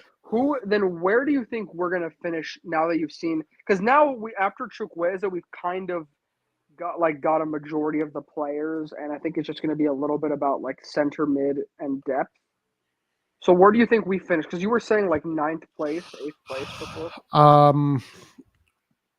Okay, so first of all, we really have to see what the other teams are going to do, because the other teams do not have this urgency that we have. The other teams are not rebuilding their entire midfields. They're not rebuilding anything. They're just pretty much waiting to sell a player like we did, and then they're going to do their purchases. And that's another thing. Like, what's up with, why do we need this? Anyway, whatever. But anyway, so we have to see that first. I mean, Inter has to replace. Inter already got 4 players. They got Quadrado, Bisek, Fratesi, and Thuram, but they need to still fill out a few more positions. Also, Inter has some interesting young players coming up, like we do. Juventus has a lot of interesting young players coming up. Very interesting players. Juventus is only going to be focusing on the Serie A. So Juventus, even though they played the worst football in the history of the game last season, I think, if I'm not mistaken, in the second leg, if we only count the second leg, they would have won the Scudetto. I think this is correct. If we only count the second leg, Juventus would have won the Scudetto. So I'm not going to underestimate Juve. That's so stupid to underestimate Juve. Like, come on. It's been 100 years of Juventus being the super dominator of the Serie A. Why the fuck would I underestimate Juve? And now that they only have to think of the Serie A, I don't think so. So I want to see how Juve does. Inter maybe downgrade. Roma, for me, that project looks quite solid. Okay, maybe 9th, 10 was a little bit exaggerated at this point. I think if we can, today I say 5th or 6th. That's what I say. Damn. 5th or 6th. Today, yeah. And then you got mad at me for saying I think top 4 should be like what we should be satisfied with for this season. Like, it's like, damn, dude. Well, we finished 5th last season. So we haven't improved. I don't think we will improve that much this season. No. Well, see, that's why I disagree with you with, because one thing to say is that we need. I don't see players. us bringing Another in thing any new interesting players that are going to make big difference in the Serie A. I think it's more or less the same. We're more or less going to have the same numbers of last season. More or less. Listen, I think Roy, I think I'm gonna head out because Yeah. 1, I've been here for a while, Yeah. and 2, I'm getting. I was pretty happy going into today. No, listen. This This is August. No, listen. We got to finish this game. You fucking here trying to convince me to be Oh, excited. what's the game? I don't What's the game? understand why you can't just accept what I say. I accept it. No, I accept what you say, but I don't want to I disagree. I don't want to hear this. Yeah, and fine. Just say I disagree, and let's keep Yeah, on I with just the wanted game. to understand your perspective, but Yeah. you're just funny. Like, I don't know. Like, anyways. Yeah, I All mean, right, quickly finish the game then. What is this? hold on. I gotta answer this question first. What's this? I got a question, Roy. If you go broke and live on the streets, and a guy gives you a piece of bread, do you be excited? Are you excited, or you throw it at him and say, "I used to eat in a fancy restaurant"? Answer, Roy. I see what you're trying to do with this, Edison. I don't think it's the same. I don't think it's the same thing. I think Redbird bought this club, and they have their ambitions with this club, and I'm just not a big fan of what their ambitions are with the club.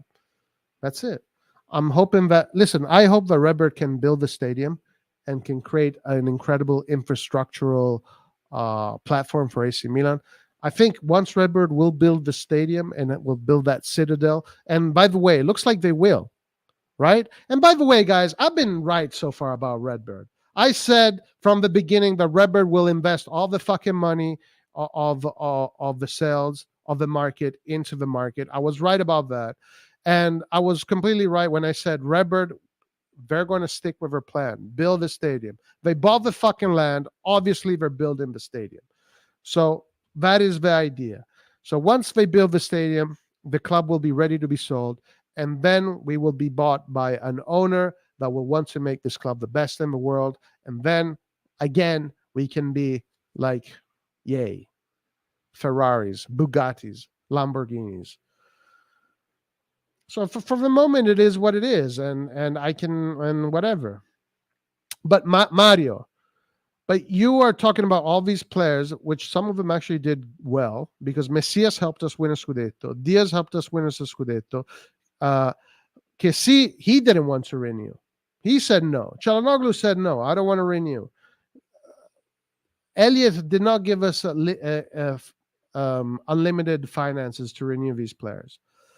But with all these players that didn't work out, there's even more players that did work out, that helped us win the Scudetto, get to a semifinal. Yeah, Maldini makes mistakes, and so will these guys. Everybody makes mistakes. Anyway, let's keep on going with the game, guys. I don't know, man. Jeez Louise. Roy, why have you gone from 10th to 6th? I thought we're not stronger than last season. I think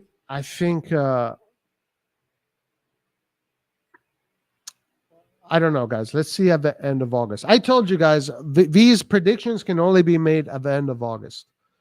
At the end of August, we will know for sure. We will know for sure. I told you guys, and you know what? You know what I hate about you guys that I know you'll fucking do? You'll be like, in August, I'll give you my official prediction of the season. I'll even fucking write it down. You know, this time I'm gonna be prepared.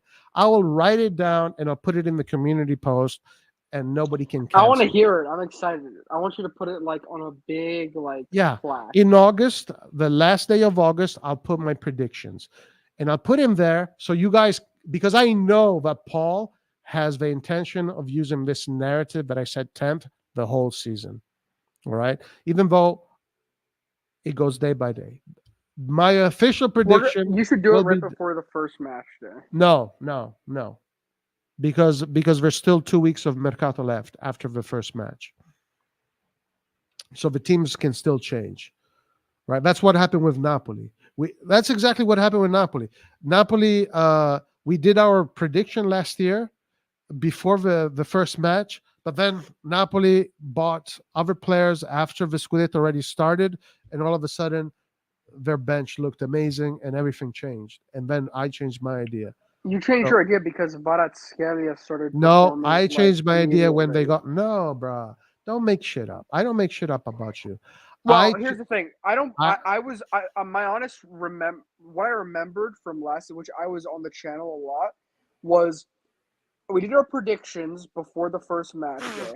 Then you changed. Then by it wasn't even maybe at the very end of September or October you started. No, bullshit. Yeah, it wasn't that quick. I'm not going to accept this. I'm not going to accept this because I have the proof. If you're going to accuse me, you have to freaking show me the evidence. Okay? If you don't want to believe what I say, I could. I just don't want to go back. Yeah. So then don't make any assertions like that. Well, yeah, but you make assertions about yourself. I am saying exactly. I am saying that as soon as my idea changed. I don't remember that happening. Yeah, okay, but I do. You said Napoli once the league had already started, there was a few, it was already a little bit into the league and then it was at a point where I think Napoli Can I answer the damn freaking question? And you said without you interrupting me. Wait, one last thing. I'm not saying you didn't think they were good, but until you never said Scudetto winning until it was like already kind of like maybe by like match day What? 10 or something. Yeah, Oh my lord, Scudetto winning. dude! I'm so disappointed in you. I'm so disappointed in you That's right what I now. remember. Okay, so guys, listen. I don't know why Antonio now is making this shit up. So let me tell you exactly what I said about Napoli. I said that Napoli was going to win the Scudetto after the season had already started. That was true. Antonio was correct about that, but it was still within the time frame of the calciomercato. It was after they got Raspadori and Simeone. That is when I said they're going to win the Scudetto. And that's when I said that Napoli was one of the three best teams in Europe, and everybody fucking went off of me. I still remember that stream. It was traumatic. Everybody went off of me. And the whole But that season, was when they were already like banging, like killing it in the UCL. that was in Like August, what? my That's man. not. That That was wasn't, no, the that was timing in is off August. here. Listen. If I prove it to you, you need to fucking, I don't know what you got to do, bro. But right Listen, now, here's my problem with this. With no, the you know, channel. I have a Because problem with you here right now we because go you're lying on around. me. I'm just telling you what I remember. But we go around on this channel and we say things like we're like, this could happen, and then you get it. And if you want, you can go back and find a clip of like of us saying that like I don't know, Donald Trump is going to win presidency in 2024, and like and Which you then want. we Which, click guys, that. by the way, that's what Antonio wants. He's a Trump for 24. No, I'm not. I don't like Trump. Come on, don't lie. No, I don't like Trump. In private, you tell me you do. Why can't you lie? I Why are you never lying? said that. I never said that. But anyways, that's the thing about this channel. Like we all say a bunch of things, but then when we actually have to like put our money on, we never say something that definitive that All right, early. So guys, maybe guys. you were saying good stuff about Napoli. If I I don't show think you you the said that proof, right away. guys, listen. I don't like the fact that people don't believe me, first of all, because I have no reason to lie about this. I have no reason to lie about this. Actually, you want me to be completely honest with you? By this time in July, I think I said,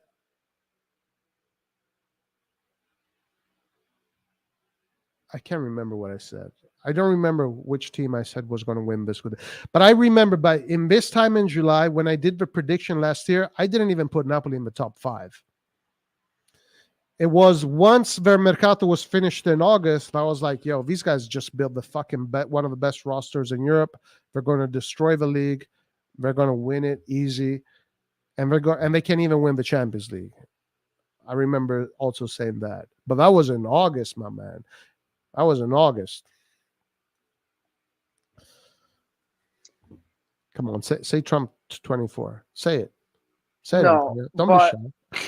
no, I think the Dems are gonna win again. But anyways, I agree with the fact I was on the prediction video with you that we did and Liar, and I remember that very well.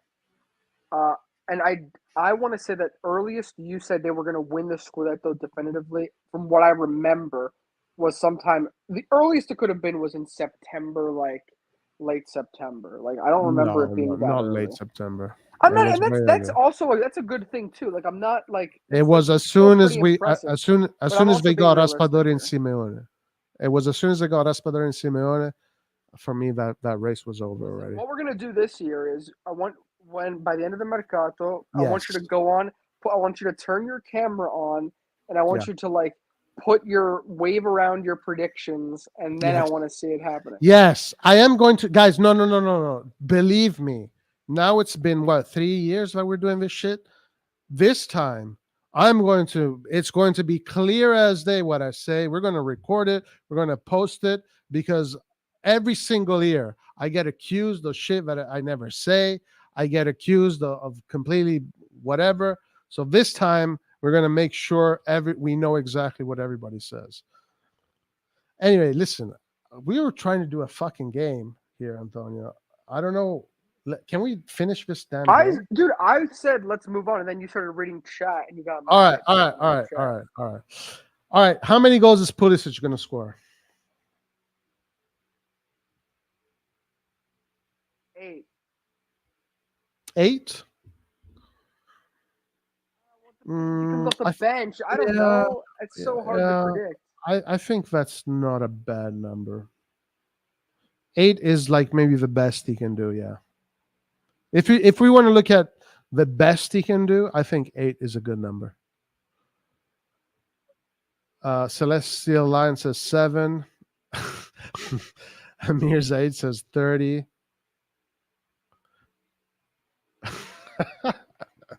This is also these are players that Purely likes too. That he 10. loves, so I'm excited. Roy, compare Chukweze with no way. What are you saying, bro? Saka? Saka is Vicha Verasquilla stats, not Chukweze stats. Did you just fart? No, that was a mouth fart. Oh my lord, guys. This guy just No. farted all. That was a surprise. Like I'm like, Saka is overrated as hell. 10 goals, 10, 8, 10, 9, 6. 6 goals, 3 injuries. That's hilarious. Origi I want Origi to score 20 goals, by the way. Okay, so listen, I think it's averaging. Roy, you don't believe in Pioli? No, I do believe in Pioli. I'm definitely Pioli in. I definitely am Pioli in. Did you see predictive formation for Real? Oh my god. We're gonna check that out as soon as we finish this. We're gonna check that out. All right, listen. Let's do 8. I think 8 is the number. It's actually averaging out perfectly to 8. Okay, what about Leozinho? By the way, guys, I do want to say something, and watch out.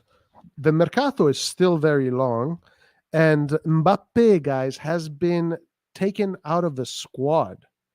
There is complete friction between Mbappe and PSG. Bring him in. Bring him in. And guys, you know that Mbappe wants to go to Real Madrid. That's his dream. So now Real Madrid wants Mbappe, of course, because Real Madrid is a real football team that actually believes in football, that wants to build great football squads. So good for them. And but you guys do understand what that implies, right? That if Mbappe goes to Real Madrid, PSG is going to look to Italy. And there are only 2 players that can replace Mbappe in Italy. And one of them is Leao. The other one is Osimhen. Why don't we offer them a swap and give them Leao and get Mbappe? Because Mbappe wants to go to Real Madrid. De Laurentiis has already told the PSG, if you want my boy Osimhen, 200 big G's, baby. 200 big G's. He said it. And Leao, 175. We have no say in the matter. Now, I don't know if that has expired yet, the clause. So watch out for what happens with Mbappe, because that could directly affect us and Leao. In Italy, there's only 2 players that can replace Mbappe. Leao and Osimhen right now. Okay?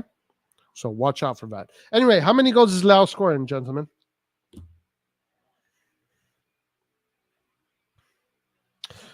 If a clause has expired, then they can give us a big offer, and watch out for Jerry, because he likes big money. 17, Chris Patterson says. 16, 15, 18, 17. Hey, Roy. If Yeah. that happens, let's just buy Vicha. Nah, they're not going to sell us in Vicha, bro. No way. I think Newcastle bid like 90 mil and they rejected it. Yeah. Leao 15, 17. PSG want Vlahovic as Mbappe. Well, yeah, let them have Vlahovic then. 20. And Vara. True, maybe Vara. Leao 28. Damn, Tony. Leao won't go anywhere, Roy. I don't want him to go anywhere. RL10, baby. RL10 is Milan. Leao is Leao is our Ballon d'Or player, guys. All right, so I see everything here is averaging towards 19 from what I'm doing a quick math here. I think we have 19. Everything is averaging towards 19 or 18. What say you, Antonio? How many goals is Leao scoring? In the league, 15. In all comps, more. 15. Okay, so we're gonna stick with 18, which is a pretty good number. It's an upgrade. I think he scored 13 goals this season, right? Or 13 or 15. How I think many it goals was did he 13, 14. So let's go with 18 goals. 18 goals. All right. What about your Ferrari boy Okafor? How many goals is he scoring? So this is going to be dependent on how many games he plays because Yeah, Giroud will probably be the course. starter. Of course, yeah. I would say for him in the Serie A, I want to say 7, but I'll say 6 for you. 6? Okay. What about in chat, guys? What do you think of Ferrari Okafor? 5 goals? 9 for Okafor. And my number is because I think Giroud is still going to be the starter, obviously, for all the big games. Yeah, I agree with that. 6, 8. I'm seeing an average of 7 and 8 right now. Looking for 5, 3. These guys are bringing it down. 10 goals. No Okafor, 10 goals and assists of 5 goals, more or less, or 8. Okay, so I think it's either 6 or 7 here. 0. Roy, why aren't you trying to find the Milan team right now? They're literally in Los Angeles. I'm not in Los Angeles. Where are you? I'm in Italy. That's cap. Yeah, I'm in Italy, bro. I'm going to go see Napoli train next week. They're literally training I 15 dare minutes. you. I dare you to turn on your camera and show me like outside your window or something, and I'll be able to verify if you're in Italy or not based on Right the now? surroundings. Yeah, It's dark here, man. What do you want to see? I can still see like the way the roads are and stuff. Yeah, you want me to fucking bring the camera outside? What? Just put it out the nearest window, and I'll tell if you're telling the truth. Dude, the camera's on my computer, man. My computer Yeah, is. you turn your computer and then you. I'm not gonna fucking point the computer outside the window. Is it a laptop? Yeah, but it's a station. It's my workstation. Everything is set up. All the wires, my audio card, my keyboard, the mixer, the fucking everything. Yo, guys, this is a serious operation here. You think I'm gonna just take out this? What are you, Leao's producer? Or Yeah, something? I am Leo's producer. Yeah. No, I'll prove it to you when I will take pictures of Napoli. Your favorite team. Your favorite. And team. I'm actually really disappointed because the moment I come to Italy, Milan goes to LA. Like, what the hell? Like, what the I guess fuck? that's why you're a De Laurentiis fan. No, I would have gone to whatever team it would have been. I would have gone to see them. But they train in Castel di Sangro, which is 15 minutes from here. We're gonna have 3 friendly games too. So it's gonna be nice because I'm gonna go see Vice Verasquilla from close, Osimhen, Di Lorenzo, Zelinski, Lobotka, Anguissa. Those guys, I really want to see them close up. Of course, I would have preferred to see Milan, but whatever. I'll take whatever Roy, life gives me. I'll take whatever Roma- life gives me. You see, Roma is trying to get Renato Sanchez. Yeah, I saw that. Your favorite team, Roma. My favorite team. I don't like them at all. Molise. Sono nel Molise, Paul. Castel di Sangro is an Abruzzo, I think. Yeah, Castel di Sangro is an Abruzzo, correct. Now, Roy, how you in Italy? Did you pay 1K to? No, I didn't. Guys, come on. We fought you, bro. I got shit here too. Think I don't have shit here? Oh shit! So how many goals is Okafor scoring? 6? We're saying 6. What the hell? That's my classical. Whatever. It's half destroyed anyway. All right. 6 goals. Castel di Sangro e nelle Marche. Ma forse ci saranno altri Castel di Sangri, no? Castel di Sangro in Abruzzo, Castel di Sangro nelle Marche, Castel di Sangro, ce ne saranno altri. We should have just signed Messi. Yes. But now we're talking. Did you see his goal? You think Hell Chukweze yeah. is going to score a goal like that? Chukweze is going to be. Did you see his goal? So yeah, free kick goal. Huh? Amazing. Oh, what a player. What a player. Yeah, I'm going to You go got check that out Kim K later. Kim Kardashian. Yeah, she was at the game. All right, Okafor 6. All right, how many goals is Giroud scoring? I'll say 11. Really? 11? 10, 11. Yeah, No, 11 is correct. I think, guys, I want to commend Antonio. He's being pretty balanced. I think maybe in the midfield we all were a little bit too crazy, but in the attack, I think I'm seeing a lot of balance.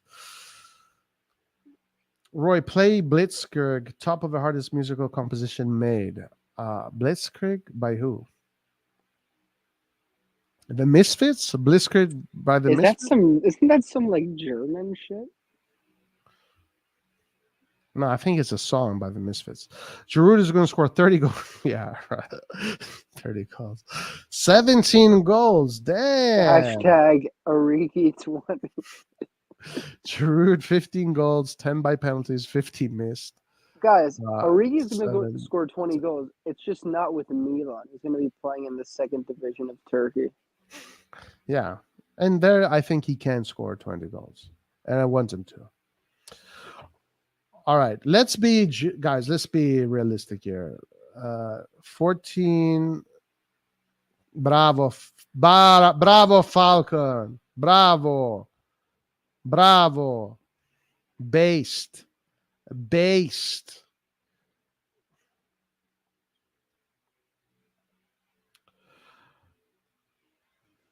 Samuel.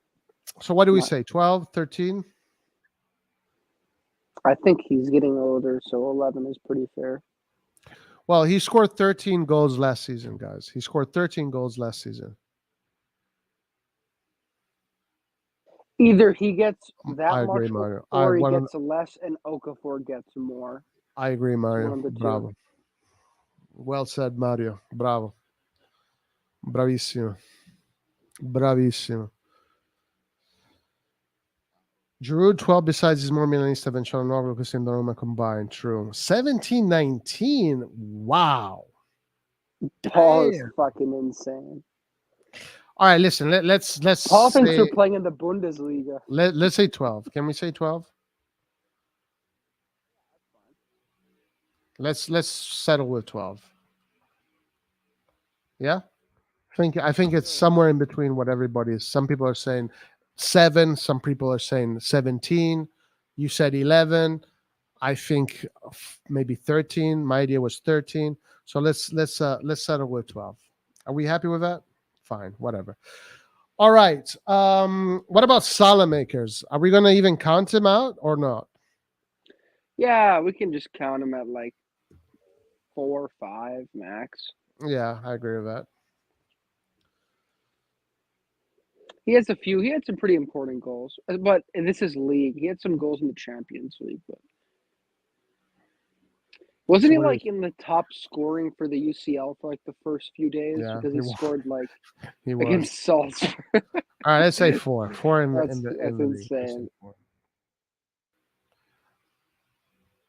5 million, 700 assists. What about Origi? Oh, Rigi is out. Guys, Rebic is out too, by the way. He just got sold, Rebic. Official? I think so, yeah. I mean, it's almost official. By the way, what did you think of my thumbnail today?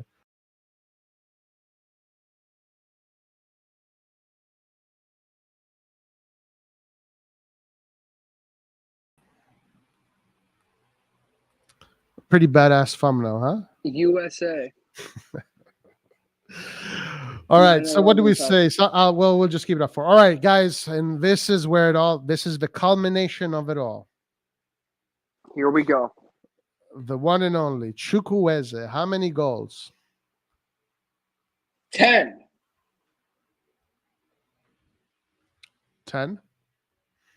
Okay. Yeah, or I mean, it could be 8, 9, 10, one of those three. But I'm gonna. CDK is on 10. sale. He's on sale. Chukweze 10 goals, 10.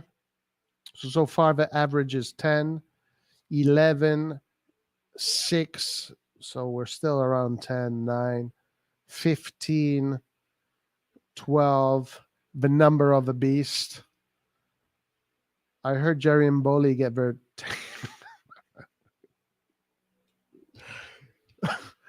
I heard Jerry and Bowley get their tanks bleached at the same studio. These dudes are getting drunk off of club money. 20 goals and assists, 8 goals, 7. All right, so I think the average right now is around 9. If I look at all of these, which would be a good season for him. I think 10. Yeah, I think 10 is fair because, or maybe I think 10 is actually because now that I think about it, he's going to be the starting right winger for most of the games if he's healthy. So. Well, I mean, I'm averaging here. From the averages, I'm reading 9. All right, Antonio's going, so I'm just going to put 9. And we're finally done. Lord have mercy. This took way longer than I anticipated, guys. I apologize about that. So we're going to stop with 9. Okay.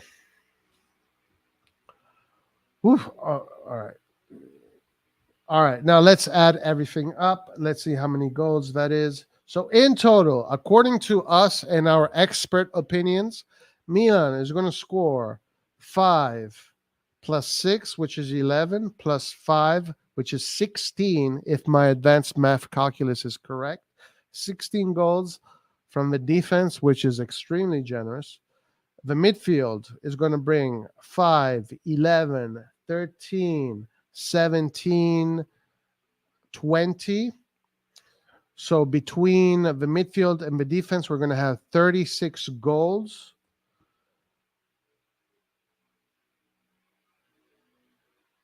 And the offense is going to be 4 plus 6, 10, 18.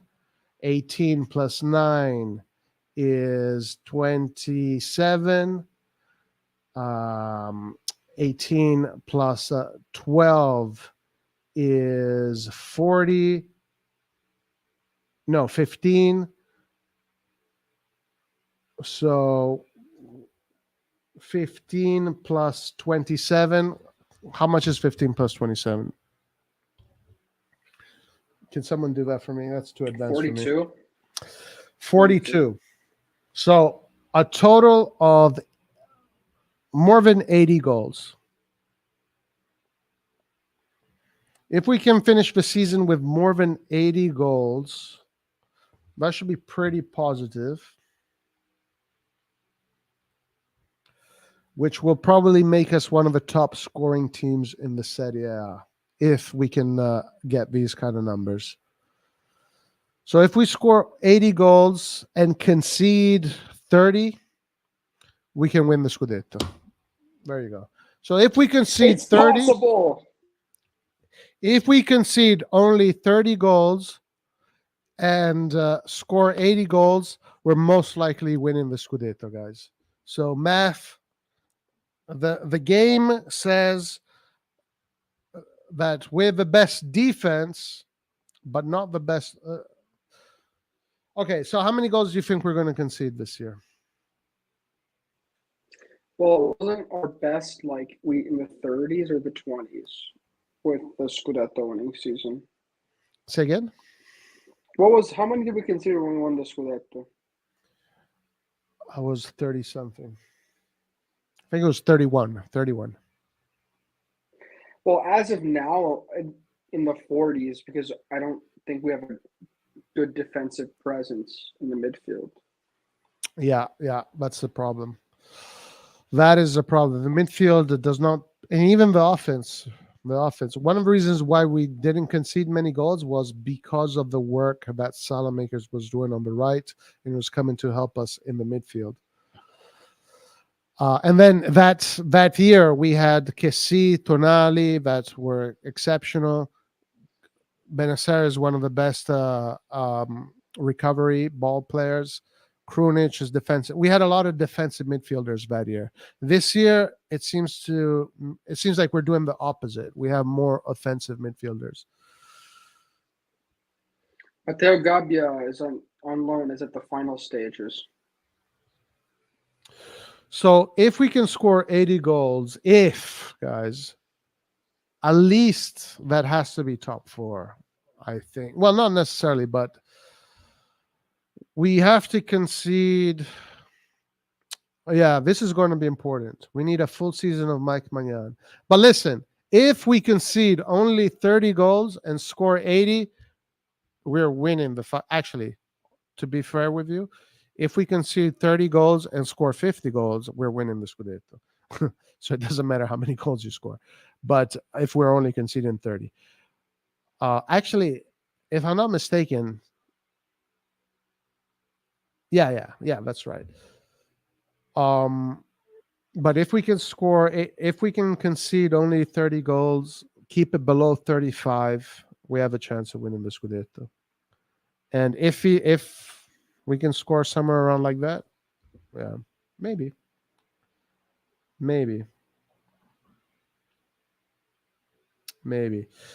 If we can have this kind of season here, score 80, concede 36, it can be a very good season. This is at least third, second, maybe first, but most likely second or third if we concede 36, which is not a bad season.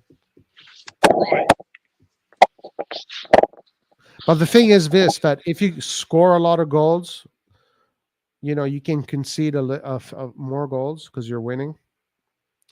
But the Serie A, the team that always wins is the team that concedes the least amount of goals.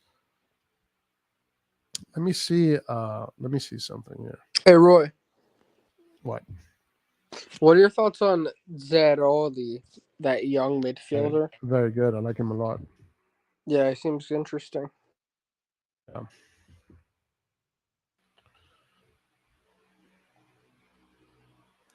Yeah, that's what I'm about to do, Celestial.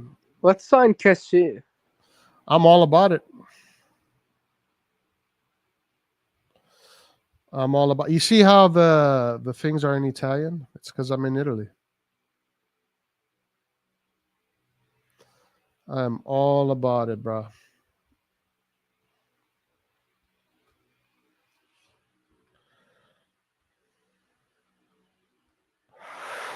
All right, so last season,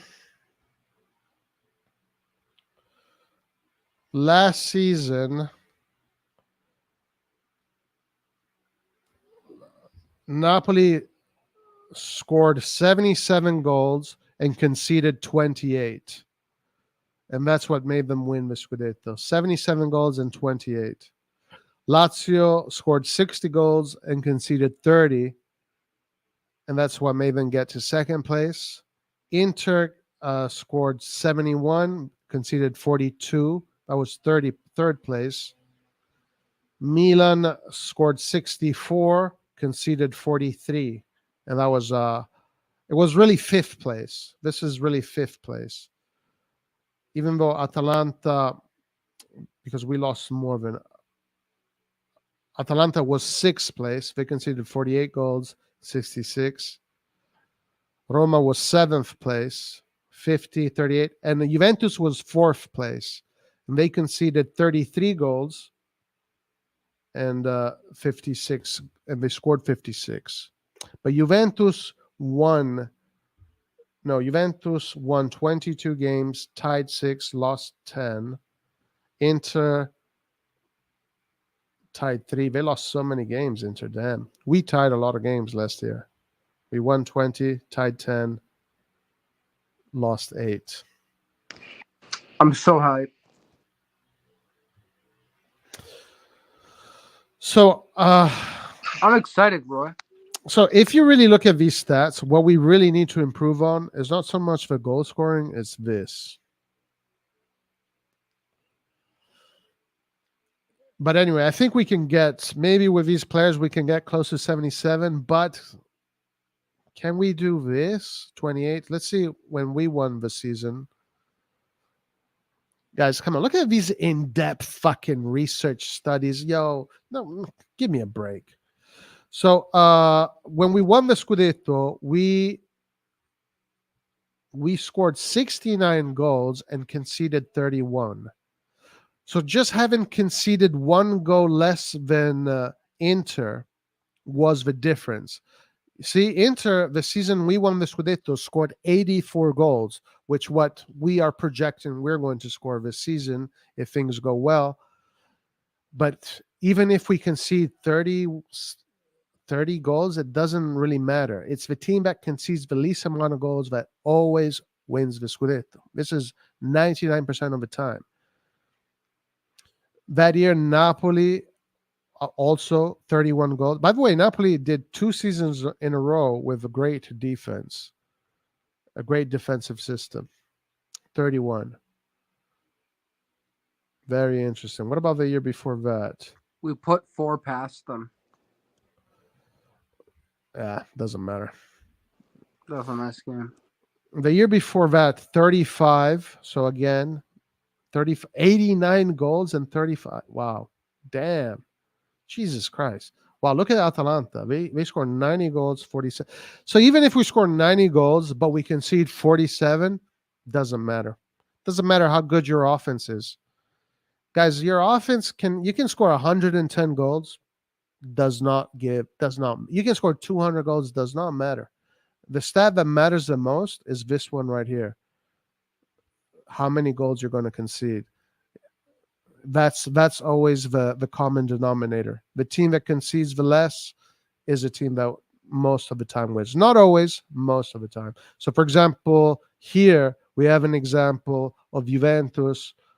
This is one of the rare times where you see a team. This was the 3rd team that conceded the least amount of goals. Inter was the team that conceded the least amount of goals. So those are kind of rare. But here again, Juventus conceded 30 goals, scored 70.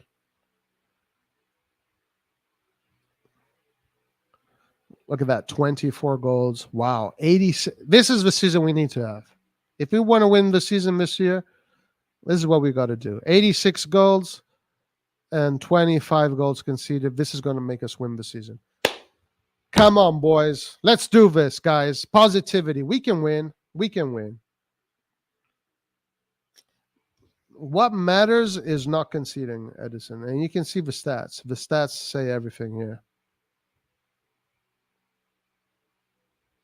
Roy, I think I'm going to head out. Thanks for having me on. All right, And, bro. I'm See you later. I'm excited. Peace. The saying defense wins championships still remains true. Yeah, absolutely, bro. Defense will always win you championships. Ciao, Roy. Forza Milan, Herbert. See you, brother. Yeah. Lazio's going to be tough for sure. They always are. They always are. Lazio's always a tough cookie. Always a tough cookie, guys. No doubt about that. But yeah, those defensive stats need to be up there. Otherwise, Otherwise, it's going to look ugly. So I hope Tomori and crew. Obviously, I think having Mike Magnan available for most of the season is going to be a big difference. It's going to be a difference maker. It's going to be a big difference maker.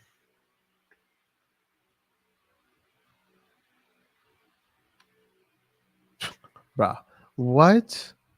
How is Okafor better than Tomori, my man?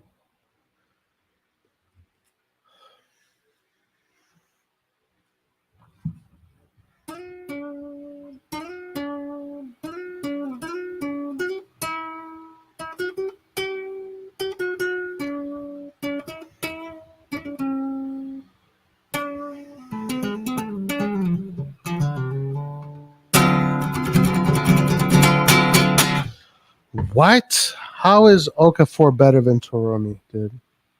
According to what metric?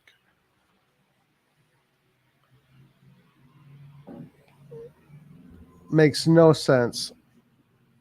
Have a good one, Amir. See you. So, guys, it'll come down to the defense. It'll come down to the defense. If we want to have a good season, it won't be up. It'll all come down to the defense. As you can see it here, the numbers don't lie. The best defense wins the championship. Look again here. Best defense wins it. Wow, they only conceded 20 goals that season. Damn. Where's Milan? Jesus. Milan came 7th. Best defense. Best defense. All these players we're getting, man. We're not. If we don't have the best defense, doesn't matter. But thank God, the one person that understood this set us up. Thank God, the one person that understood this set us up. But no, we're supposed to hate him. We're supposed to say that he is a mess and he ruined Milan. Best defense, guys. It's always the best defense. Best defense. Wow, look at this. Damn, that season we only conceded 24 goals. Holy shit. It's always the same. Best defense wins it. Guys, I've gone back more, almost 15 years, and it's always best defense. Best defense. Second best defense. Well, actually, Juventus won the season here. I wonder how many goals we're not going to show us.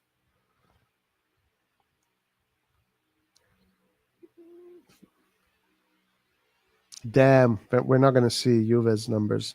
But anyway, Inter, best defense.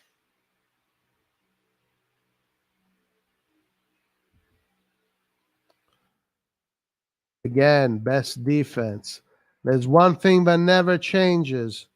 You can fucking bring in Taremi. You can bring in Chukweze. You can bring Messi. You can bring Ronaldo. You can bring Maradona. You can bring them all. But the only one common denominator with the winners is the best defense. Doesn't matter. It's the one thing that never makes the highlight reels. Defenders don't sell merchandise. Defenders don't make the highlight reels. Defenders don't make you money. Defenders don't make anybody excited. But it's the defenders and the defensive system that, look, I've gone back 20 years, guys. I've gone back more than 20 years. And so far, it's always been the best defense minus 2 seasons. How am I wrong about this? But people will still fight me. People will still fight me about this, guys. Guaranteed. They will still fight me. Second best defense. Oh, the year Roma won it. Look at that. The year Roma won it, they had the second best defense. People will fight me forever. They love fighting me. Second best defense with Lazio too. Wow, man. Juventus didn't score enough goals here. If Juventus would have scored more goals that year, they would have won it. Interesting. Oh, Milan is coming up next. Second best defense. Wow. So for 3 years in a row, the second best defense won it. 4 years in a row, second best defense wins it with, 28 goals.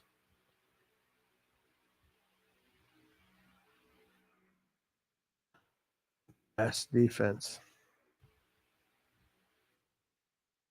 Best defense.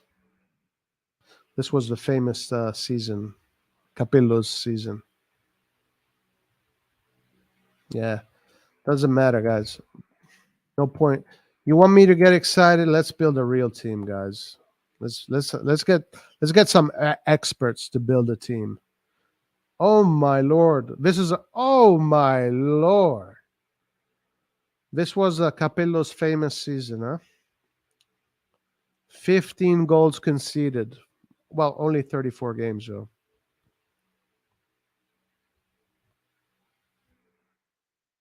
Best defense. It's always best defense, best defense, best defense.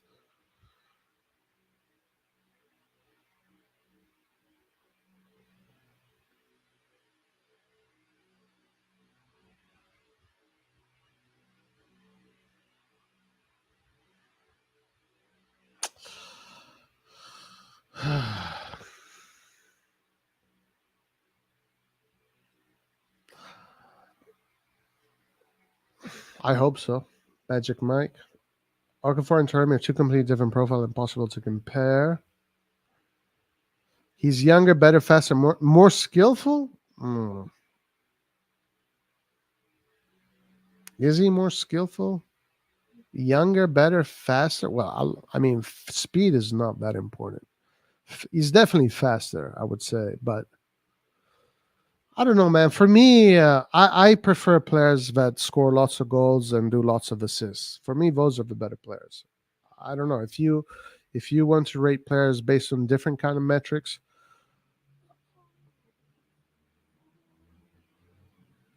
Bravo, Celestial Line. To hold the ball and build up play, of course, Remy is better, but Speedy Fortinelli is so much better. Look at what Lukaku and Osman did. Yeah, but I would say we already have that with Leao, and now apparently we're already going to have that with Chukweze. But whatever, we got Okafor, Okafor is who we have, so that's who we will support. 15 goals conceded, that was crazy. Yeah. It's going to be about the defense. So let's see if our defense can hold. If it can hold, great, guys. Absolutely fantastic. Absolutely fantastic. I'm all about winning, guys.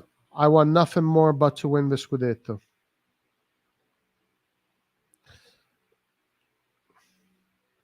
But anyway. All right, guys. We're gonna end it here. Everybody, thank you for joining me. Really appreciate it, guys. I know I'm not like a super cheerleader kind of dude. It is what it is. I know it's bothering some people. They want me to be like Moncada Furlani and be on their nuts. I just don't have the ability to do that. Whatever. I'm not even sorry about it. It is what it is. I'm being honest. If Moncada and Furlani turn out to be the greatest thing that football has ever seen, I will apologize to everybody. But right now I'm just being honest with myself, being honest to you, and we will see what happens, guys. I really do hope we're going to have a great season. I think that the team is missing some things, but let's see how they do. Guys, thank you, Celestial Line. I appreciate you, brother. Ooh, that would be nice. That would be nice. Lurk.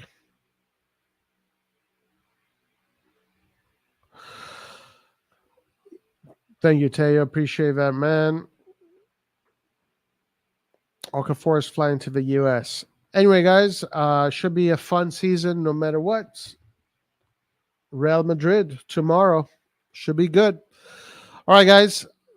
See you to the next one. Alla prossima. Arrivederci. And ciao.